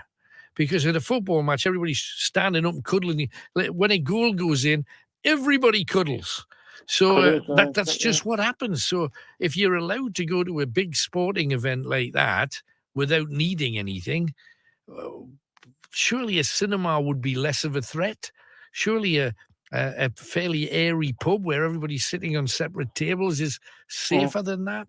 I don't understand. And I literally, during that last ad break, I just had a look on the news, and it says here, the health minister insists there is no need for tough COVID restrictions based on the latest hospital data, because this new Omicron thing is not sending people to hospital. They're getting a bit of a cold. Now, you don't stop the world because people are getting a cold during the winter, because we always get a cold during the winter. Do you know what I mean? And I think we should be backpedaling and trying to get back into some form of common sense again. It's just like last year, I went down to a music festival last year. Right. Don't know if you've ever heard of it, Bloodstock. Oh yeah, of course, absolutely. Yeah. Was it good? Oh yeah, it was excellent. Great. But it's just nice getting back to live events again, after the lockdowns and pandemic. No, absolutely. And of course, in the entertainment world, live gigs just stopped for a year and a half. And that's the only money that some of our, fellow entertainers, that's the only money they make is working live. They're not they're not on the telly, they're not making movies, they're not selling millions of CDs or downloads. The only way they make money is getting on a stage night after night after night, grafting. And they weren't able to do it. How the hell they've managed to, keep a roof over their head? It's been terrifying, Willem. I mean, it's absolutely brilliant, though. They put an absolute cracking show on. Right, thank you very much for being on it. Appreciate it, Darren. Thanks for calling. Right, bye. Take it easy, mate. Bye-bye. That's nice of him. 0191 488 3188. Give us a call. 3 clues down, as I say, in 10 minutes, the 4th clue. And it's a smiley clue, this one, smiley. I think we're off to Will, who happens to be in the city of Durham. We're heading in his direction right now. Hello, Will. How are you doing? You all right? I'm all right, man. Thank you for calling. What are you talking about? Right. The thing with the COVID vaccine is, right? Yes.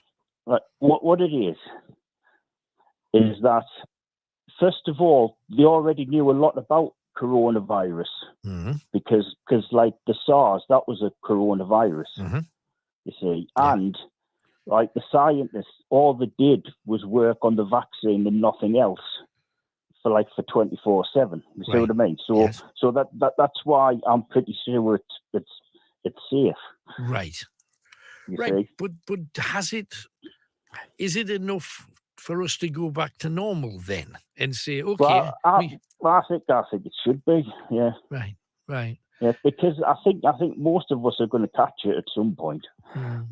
Right, and being vaccinated as well, that obviously doesn't necessarily mean you're not going to get it. It just means you're less likely to have to go to the hospital with it. You see, that's the thing with the vaccine. What I don't understand though is right at the very beginning, just after the first vaccine came out and everybody was getting stuck with it, I remember hearing politicians saying, and once you've had COVID, it's in your system and you'll not get it again. And then, of course, after the third booster jab that people were getting, politicians coming out saying, well, even though you've had a booster, and even if you've had it before, you can get it again and again and again.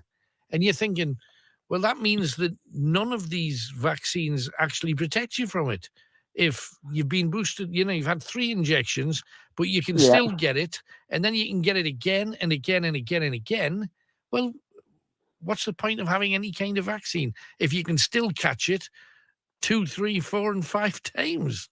What's that about? But like I see, a lot of the time, it's just the symptoms will be less like severe. You see, I think that sounds fair, and that does I make mean, sense. I've had all 3 injections and that, but that was just my choice, and I don't believe it should be mandatory. But the problem is, if you want to live like your life as normal, it practically is mandatory. Because I mean, I've been to a couple of gigs there, late last year, and then one of them was at the O2, and you had to have like your COVID passport thing. Yeah.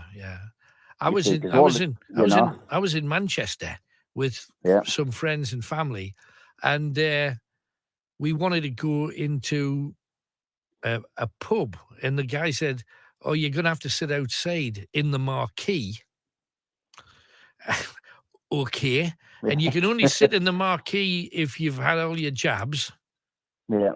And then we had to go to the telephone, log on, find your name as being double jucked, and then they tick you off, and then they can send you in there, and you can have your cheese sandwich and your whatever you were drinking, and you're thinking, what a clot. First of all, we're outside, sitting in a freezing marquee it was something like November, which is not comfortable, and it's frozen, and everybody's sitting there with a coat on, with their knees knocking with the frost. If anything, no wonder we've got the flu, or COVID or whatever. I'm sitting in a blasted marquee in November. What's that about? But I mean, one of the gigs I went to was a Trillions. It was a couple of death metal bands, and it was a great gig because obviously they hadn't played for like. Oh, they were ready for it. For 18 months, and like you could just tell the atmosphere, everything was just right, like buzzing and that, And there was no checks to go into there, but I went to see Elvana. You know who they are, yeah. Right at the O2, and that was when I needed like the COVID, the full bit passport thing on my phone, before they let you in. So like I say, it is kind of mandatory because if you want to do anything. Yeah, you have to be jabbed. Absolutely. I mean, for me, the fact that I couldn't get a cheese sandwich until I had both vaccinations was like, what kind of world are we living in? No. Look, I'll not sit in your marquee. Bring me a sandwich. I'll walk along the street eating the sandwich. No, I can't do that unless you're all right. What a clod. What a clod. And then when you've got politicians who aren't even following their own rules. Yeah, as we discovered with Party Hardy last year. I mean, they're supposed to lead by example, Yeah, that'd be. If we follow the example of politicians, though, we invade countries that don't have weapons of mass destruction, and we can party all the way. And get a knighthood for it. And get a knighthood, absolutely, and get a knighthood for it. And of course, we can then totally ignore the fact that we're not supposed to have a party and have 3 parties. And nobody wears a mask. And you can bring your girlfriend, because we just found out today that, the guy who had to quit Parliament because he was caught snogging behind the coffee machine. He was allowed to bring his girlfriend to the party. How lovely is that? I tell you. No, it's literally one law for them and another law for us. Seems to be the case. It's just I've got to a point now where, and it's interesting because, for over 40 years, hand on heart, news programs were an essentiality for me, just because of the job I was doing. Had to know what the news was inside out, not just here in the north, across Britain and across the world, because the thing you don't read about, somebody will ring in and say, what do you think about whatever it was? So I used to have to troll the news every day, newspapers, news sites on the internet. It was a real thorough job. Took about an hour and a half, 2 hours a day to troll the press. And COVID, and I'm grateful to COVID because it stopped me watching the news at all. Because I'm sick of the hype. I'm sick of the BS. I'm sick of all of these people have caught it today, and everybody goes, 167,000 people have got it, when 280,000 people had cold last year. So it's half the numbers, yet everybody's got the collywobbles about it. And I just don't want to listen to it anymore. As soon as they did that thing where they were going, all these people have died, this number have died today, all these people have got this virus. It's just terror tactics, and it's wrong. And if people look at the cold figures of cancer deaths, it would chill you. It would chill your blood. But they don't do that for any other disease. Even diseases far more deadly. In fairness, if I've got lung cancer and I get on a bus without a mask, I'm not going to give somebody else lung cancer, am I? You see what I mean? No, that's true. So it's not like But I mean, even it's not even the highest in infectious diseases. I think. No, I don't think though. You know, no, it's like death wise. So it's just enough. Do you know? You know when you just get to a point where, okay, you've broken me. I'm not going to sit and listen to COVID for half an hour every news bulletin. I'm just not going to do it. Every day they'll say, oh, it's a new record of cases since like June. Yeah. And then they'll say, oh, it's a new record of cases since July. Well, if you keep doing that, it's always going to be like a record case since any day, isn't it? Well, if you keep counting the same thing, every day is going to be a new record. Absolutely. Yeah. Yeah.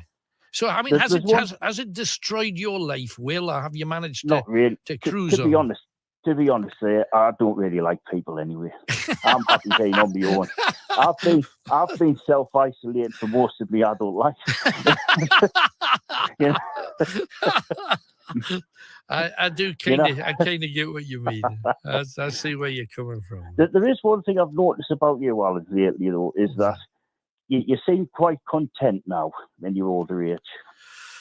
Well, you get to a point where you can't. This is honest. I just have got to a point where, for many, many years, the pressure to do what I did every day was massive, and it was.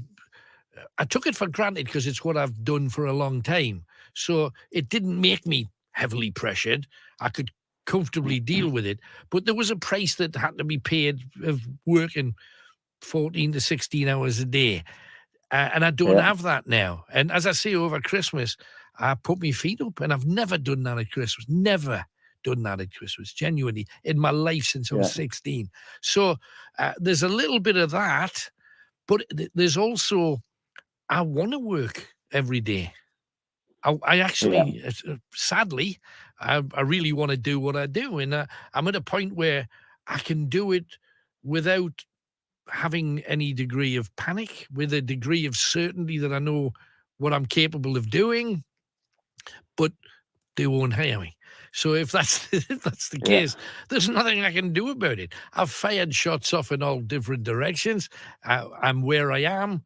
And there's no choice. You just got to be content with what you can, and hope you can do more. And if you can't, shrug your shoulders and crack on. It's pointless whinging about it, you know. So anyway, hey-ho. If it's meant to be, we'll get some more fingers crossed in the future. But Will, thank you very much for coming on. Right, always a pleasure, mate. Thank you very much. 0191 488 3188. We have some music coming up round about p:30. Promised you at 20 past I'd give you the fourth clue. Here it comes. And then we'll have a chat with Jimmy, who's in Gateshead, I think. Right, the first clue. The place named after Amerigo Vespucci, an explorer from Florence. That's a song title. Second clue.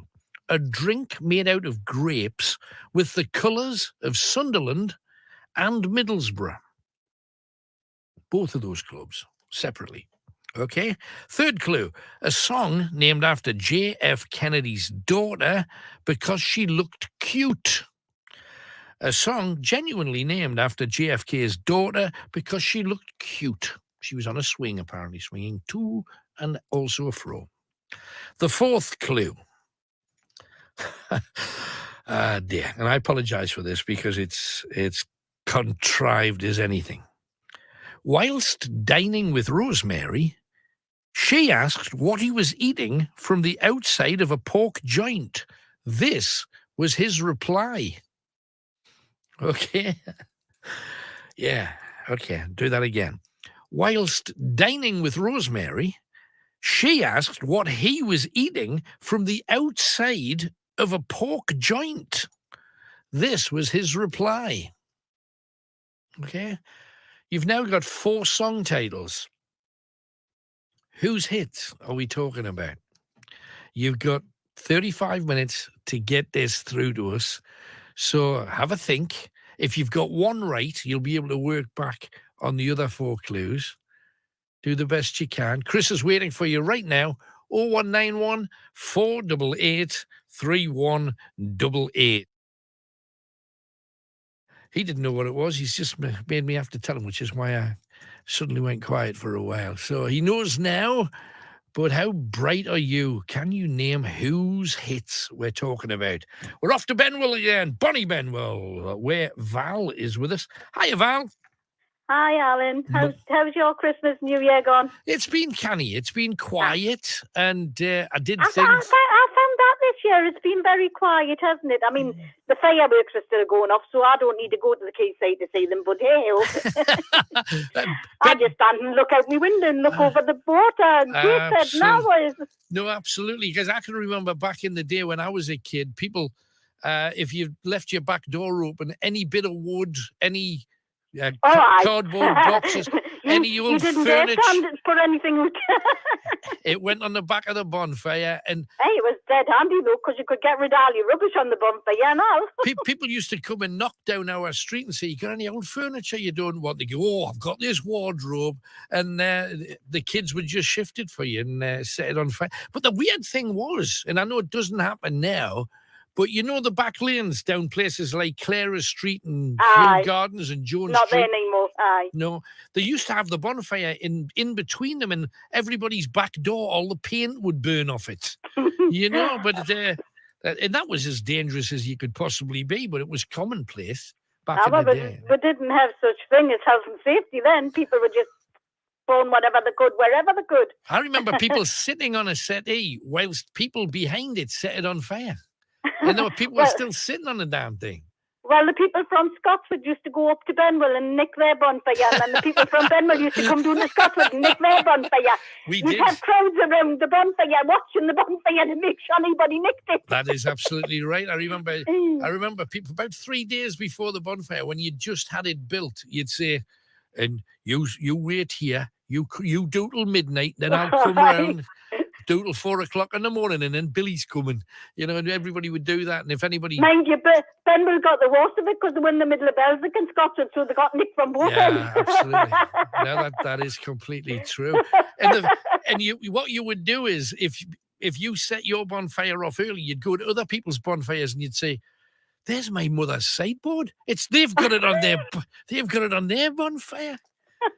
It was funny days, mate. And I remember back then, some of the people from Scotswood would come to the bottom of the lane and fire rockets up the lane at the people at the bonfires. There you see. That's why I never went to the bonfire and I just stayed in the house. Even when they used to have them down at the park, right? When they used to do the displays. Yes. I once took my daughter down there and she hung on to me and stood behind us. I says, "After this, we'll stand in the house and watch them from the window." Yes, I think so too. Safest place, because half the time you could go to these displays and no matter how careful it'd been, you could guarantee that one end up in the crowd somewhere. That's absolutely true. And one of the funniest things is I remember me dad, because the year before, my dad had been off work and he took me out to see the bonfire, which was about 5 yards from our back door in the back lane. And when we got out there, the first thing that we both saw was a kid with his hair on fire running up the back lane screaming. And a couple of blokes got like their jackets off and put it over his head and slapped his head till the fire went out. And he had to go to hospital and he was badly burnt. And my dad said, "Oh, I'm not standing for this. Come back into the backyard." And we didn't have a bonfire night that year. However, the following year, my dad bought one of these little boxes of standard fireworks. Oh, yeah, my dad used to get them and all that. And you'd put your rocket in the milk bottle and it wasn't one of these. No, they're not as loud as the worst bombs going off now. Just a piddly pew, and that was good. Pew, and there's the other one. But in there was a Catherine wheel, you know, the one that spun around it you put on your door. It used to keep jumping off the door and chase you around the yard. Yeah. Had a few of them and all, yeah. But the highlight for me was, and it was an evil thing that I did, we didn't have any chairs outside, and although the chairs that we had inside, my dad would never put outside. No. And it was a drizzly night, and my dad had brought my mother out and said, "We'll watch the fireworks with the bairn," me. And so my dad says, "Get that bucket down, hanging on the wall, there was a bucket. So you get the bucket down, turn it upside down so that your mum can sit on it. So I pulled this big bucket, metal bucket, off the wall, and I lit a jumpy jack, and I put it. Oh, you evil! I know I was. Sorry. I put it under the bucket, and I said, "There, Mum, sit down." And well, the second she sat down, it just went, and she practically flew. She was a yard off that bucket in the air, like an angel. She was flying. I bet you were flying after it though, with the red backside. Absolutely no. My dad sorted me out for that. He got a hold of my neck, I bet the backside was as red as the hair that day. I paid for it, all right. That's for sure. But weren't those days better than the? And I know that we all say organised fireworks. You see better fireworks. It's more of a staged something. There was an awful lot to be said for little family things, you know. Oh yes, exactly. I mean, that's what it is. You've all got together, and I mean, we done that a few years ago when my grandson was younger, where you just go around people's houses and they just piled the money together and all bought some fireworks each, you know. Right. So it looked good and it was really good, and we had food and didn't have the drink. The adults didn't drink. The kids were enjoying the party. So that's what it was. It was a party atmosphere in the back garden for them. Yeah, absolutely. And the bairns enjoyed it, you know. And then they went down to the beach because they let the fireworks off there as a display down there. It's lovely down the coast when they do it. So yeah. But obviously this year, everything got cancelled. Yes. Except for the people being allowed to come down from Scotland and come up from Wales. But look what happened last year when it was locked down, when it was locked down for us. We weren't allowed to come down to Wales because we had a sign saying stay away. I think that's just the thing, isn't it? It is weird, isn't it? Just go to Newcastle. So our boss was loving it. I think, you know, we're still trying to get the customers. We're not going to complain. No, absolutely. And the thing is that the year before last, because it was my first New Year that I wasn't working it for 40 odd years, I decided I went up to Edinburgh for their big Hogmanay party on New Year's Eve, and there's over 1 million people in the streets, and it was amazing. It was a fantastic thing, and there was no bother, not a whiff of bother with 1 million people. And I'm sorry to say that I love the North gloriously, but if that had been 1 million people in Newcastle town, oh, blame me, they'd be still picking the bits up now. Being muscled and shovelled. It didn't bother them this year. They were quite happy to be muscled and shovelled if they were allowed. I think so too, for sure. Yeah, I know. Happy I mean, days. I think these people are saying they're not getting the jabs because they don't know what's being put into them. Well, you don't know what's being put into your body all your life, so why would you put it now? It's too late now. I would have thought. Yeah, I'm kind of there as well, but I'm so far past the whole COVID business, mate, in my head. You know, I mean, I've just done my first proper test this week because I had a sore throat on Thursday and I'm due to go back to work on Tuesday. Right, So I thought, right, get this sorted, make sure I haven't got it, and then I should get the test back Tuesday, hopefully. Right. If I don't, I'll just have to phone in work and say I'll have to have another day. You see, the thing that I also don't understand is you can catch this new form of COVID as many times as it wants. You know, you can have it 3 or 4 times. But if it's just a sniffle, if it's just something that's not going to send you to hospital and it's going to be a bit uncomfortable. I've gone to work all my life and I've never been off for a cold or flu or anything. No, you just take the paracetamol and lemon and crack on. Absolutely. Exactly. But obviously, because everybody's frightened in case it's COVID, I said, well, I've had all my injections. If I've got it, I'm not going to get it too bad. The only thing that frightens you more than anything else is if you live on your own. If you do get it too bad, you've got to get on the phone to somebody and say, please go up the shop and get us something to drink. Yeah, no, absolutely. I've just had this. Sarah has sent us a little message on WhatsApp and says, my issue about all of this COVID is that you can't be seen by your doctor for anything at all, resulting in loads of people going to A&E, more strain on hospitals, And add to that mental health and suicide higher rates than COVID. You And know, since this also, COVID started, I've never seen one doctor. I've Yeah. seen the nurse, the thingy nurse, because obviously with it being diabetic type 2, yeah, I see the nurse nurse. and the practice nurse, yeah. but I've never seen a doctor that give me all my medications over the phone, put us on my medications over the phone. Yeah. And then the last time they said something about me blood levels being too high, and I went, well, you know, you're stuck us on these medications, nobody's followed it up. So you're telling us, because they come on and they said, don't eat rice, don't eat this, don't eat that. Now, and when she went, oh, but I don't say don't stop eating. I went, well, you've just told us not to eat anything that I You eat, like. right? Anything we like. You stop eating And I everything think you I like. eat all wholemeal stuff, so what am I supposed to bloody eat? Tell us when I can breathe. Feels like that So a in bit, the end, I doesn't said, it? look, if the way this COVID's gone normal, I don't worry about eating, will I? Seems the way. Hey, lovely talking to you, Val. Thanks for Right, coming I'll on, let you love. go. See you. Bye. Take care. She great. How many of you identified with some of that ye oldie bonfire stuff?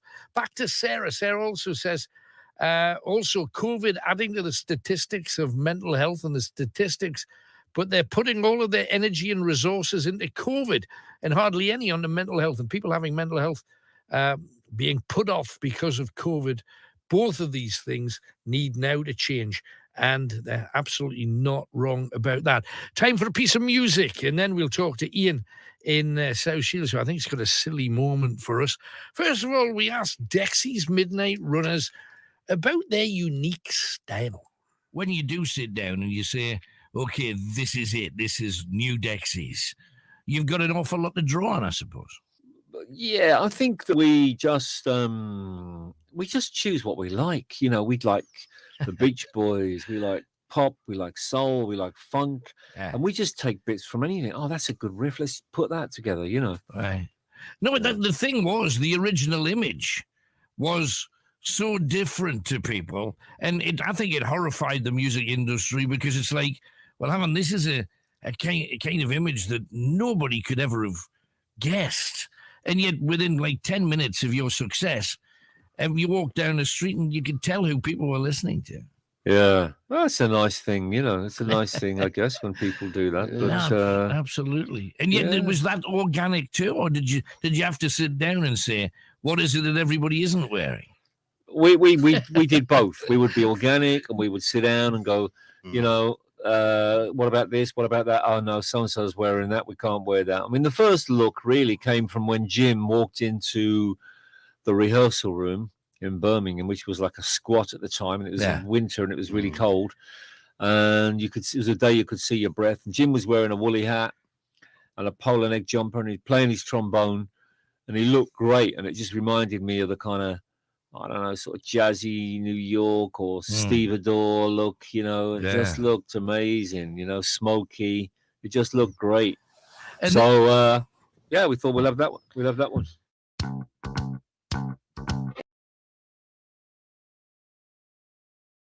Has so much power, they can create these, not just here, but everywhere. I mean, I could understand how a majority faith would come out of that. And I don't think there's anything wrong in believing, but please, whatever your faith is, believe in it. And if you believe it, enjoy it. Make the most of it. I'm not trying to knock anybody's religion. I'm genuinely not. I could be wrong. They could be wrong. It doesn't matter. The fact is, to yourself be true, always. And I wouldn't ever want anybody to tell me what to believe. No. And I would never tell anybody what to believe. I would just say, question everything as always. It is in this the bell. Try not to draw attention by ringing the bell. I'll just ring it and run away. That's just... That would be funny. Couldn't we? I could just ring it and look. Probably find like 400 people with picks and staves. Yeah. around. You might think it's an invasion.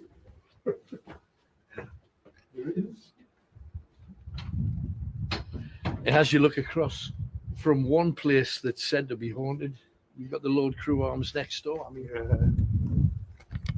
That was great going in there, mate. But this is the kind of stuff we could only do during the day, isn't it?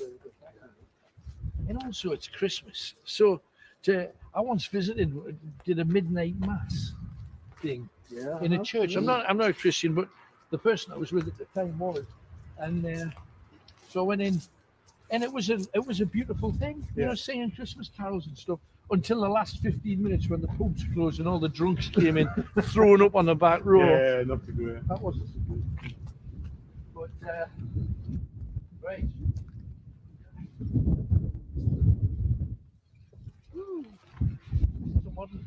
It's a modern building, but it's called the White Monk. It's on the ground. Well, there you go. The White Monk is the guy who was here. They say he's haunted, but there's two of them actually. The White Monk. Maybe the S's fell off the Maybe, who knows?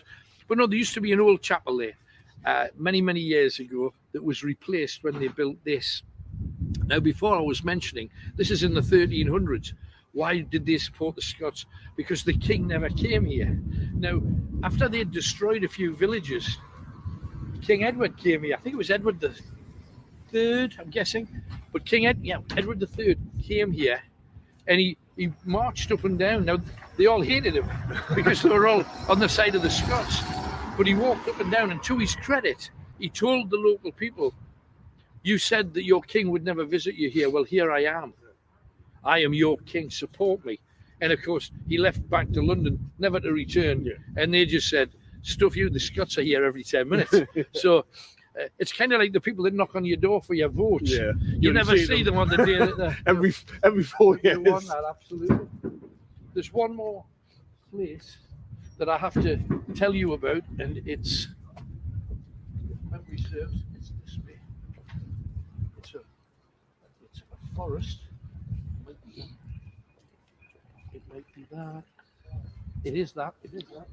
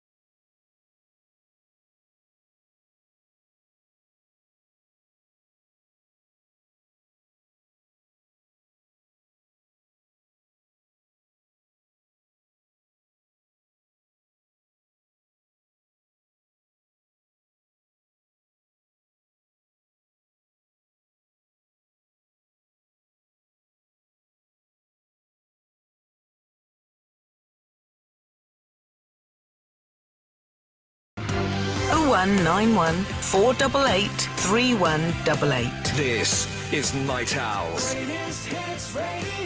And let's get as many of you on air as we possibly can. Keep ringing in for the competition. A lot of you have lambasted me for that last clue. You said it's a stinker, Alan. But you all got it, so it worked. Anyway, let's talk to Ian. He happens to be, as we said, in South Shields. Hello, Ian.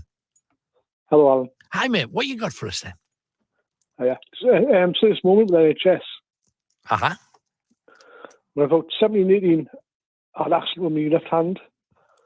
And I cut like the tendons and the nerves. Right. Hellish. Right. So for like 1 or 2 years, I was out with my mates, down the beach, all that, ski dipping as you do. We're going through South Marine Park. Uh-huh, yes. It's like a big bank. And I just thought, I'll roll down here. And then I'm like unconscious. Right. So I rolled on the bank, I was unconscious. All my friends like, oh, what's going on and stuff. And I just like really like pretending like not to feel stuff as much as I could. Right. And I heard them shouting to some person. And when he came over, he's like, feel my wrist for a pulse. Right. And he couldn't feel no pulse. But unbeknown to me, he was a police officer. Oh. So he rang for an ambulance, obviously because there's no pulse there. Right. So the ambulance came, so I'm thinking, I've got to keep pretending here. Yeah, you got to run with it now. You started it. Yeah. So I'm pretending that the ambulance comes, puts us back in the ambulance, takes us to South Shields Hospital, puts us in a room, and all around all that. Feeling for the pulse, kind of feel the pulse and all that. That's shocking. Yeah, I'm lying there thinking, what the fuck am I? Sorry, what am I doing? Sorry. Right. Oh no, what am I going to do here? So what happened when you got to the hospital, though? They'd find you out surely straight away. No, they were like all doing like tests, and they could obviously they'd done like sort of tube down my throat. Right. Oh. And they couldn't feel like obviously I was breathing.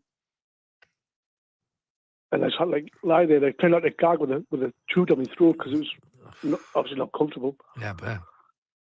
And once I left the room, I was obviously like, isn't everything? And as soon as like all the medics left the room, like, my two friends were like, who was out. I just don't know, this is how well I'd be going. And I went and left the room. I was like, what? I mean, like, hey, what are you doing? I said, I'm out here, I was just pretending. So that was the first time they had twigged, because they're worried about you, obviously, being spirited up the hospital. Yeah, they had no clue. The police officer came and he couldn't feel a pulse. So and we all like a year or two before. And I'm like, after this, I'm thinking, what am I going to do? I know, that was, but the thing is, like you, if I'd have done that to wind up your mates, that's all you weren't thinking of police or ambulance or anything. But once you get to a certain point, and there's a policeman taking your pulse, it's not like you can wake up and say, oh, sorry, officer, I was just winding. You've got to run with it. And I would have done the same thing. Oh, blimey. Yeah, I got to hospital, I thought, I can obviously figured out straight away, yeah. I was sticking like a tube down my throat. There was some covers. I don't know how I didn't gag. No, I was going to say that's the price you paid for doing the dumb thing in the first place. Yeah, it's brilliant. Totally. Anything else, Ian? 20 minutes. On the covers. Yeah. I've had me 3 jobs. Right. Duously. I didn't really want them, but to protect my mum, who's old and diabetic and stuff, I've got them. Right. But like every time it's like a new strain now, so I don't know if the vaccine works with it. That's what they're saying, yeah. Yeah, so I've had 3 now. And I think I'll be my last one because every time there's a new variant, they don't know if the vaccine works or well, that's why it's sick. What's the point now? Yeah, well, there's a huge amount of uncertainty, and they're saying that it should, which means they're not sure. It should give you better protection against this new strain and any further strains that come up. But when people say it might, you should, there's no certainty there. So everybody's just guessing, aren't they? That's from what it sounds like. I mean, I get the flu jab every year because I've got like asthma. Right, so right. Better safe I've than got no sorry. problem. Yeah, I've got no problems whatsoever. But it's like, now I'm thinking, well, is it going every 2 months? Do I have to get jabbed every 2 months, or where does it end? You know what I mean? Yeah, no, that's the worry, and the worry is if for this variant, remember that right at the very beginning, I remember some American scientists saying you do realize that for every virus that's released into society, there's between 25 and 40 other variants that you would expect as a matter of course. So is that 40? Yeah. Is that 40 injections? 40 boosters? And then do you get one for the flu as well? And then do you get one for, you know, whatever the next thing is? We're going to be pincushions if that's the case. So exactly. So where does it stop? Yeah.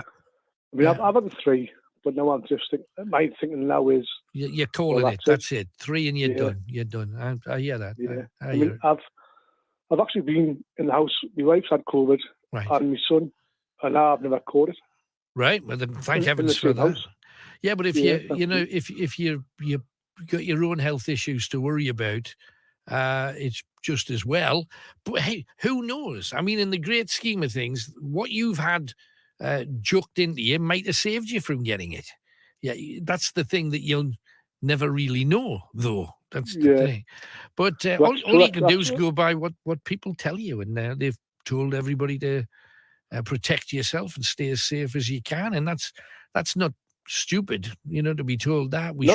We should be careful, and if you're going to make a mistake, err on the side of caution, because I get the feeling that most people have no idea about any of this. Doctors, whether they're doctors or not, everybody's just playing, well, let's do what we can and hope for the best. That's pretty much where we're living. I mean, the US, obviously, scientists are saying now, I've seen actually for 5 days, but the UK is saying, well, no, we're going to not for that. I know. do longer. No, absolutely. Must take my leave of you there, Ian, but thank you very much for coming on. Amazing. Top caller. And to take us out, let's have another greatest hit on Greatest Hits Northeast, a top track to see us out. This is your last chance to be victorious with our competition, so give it a try right now.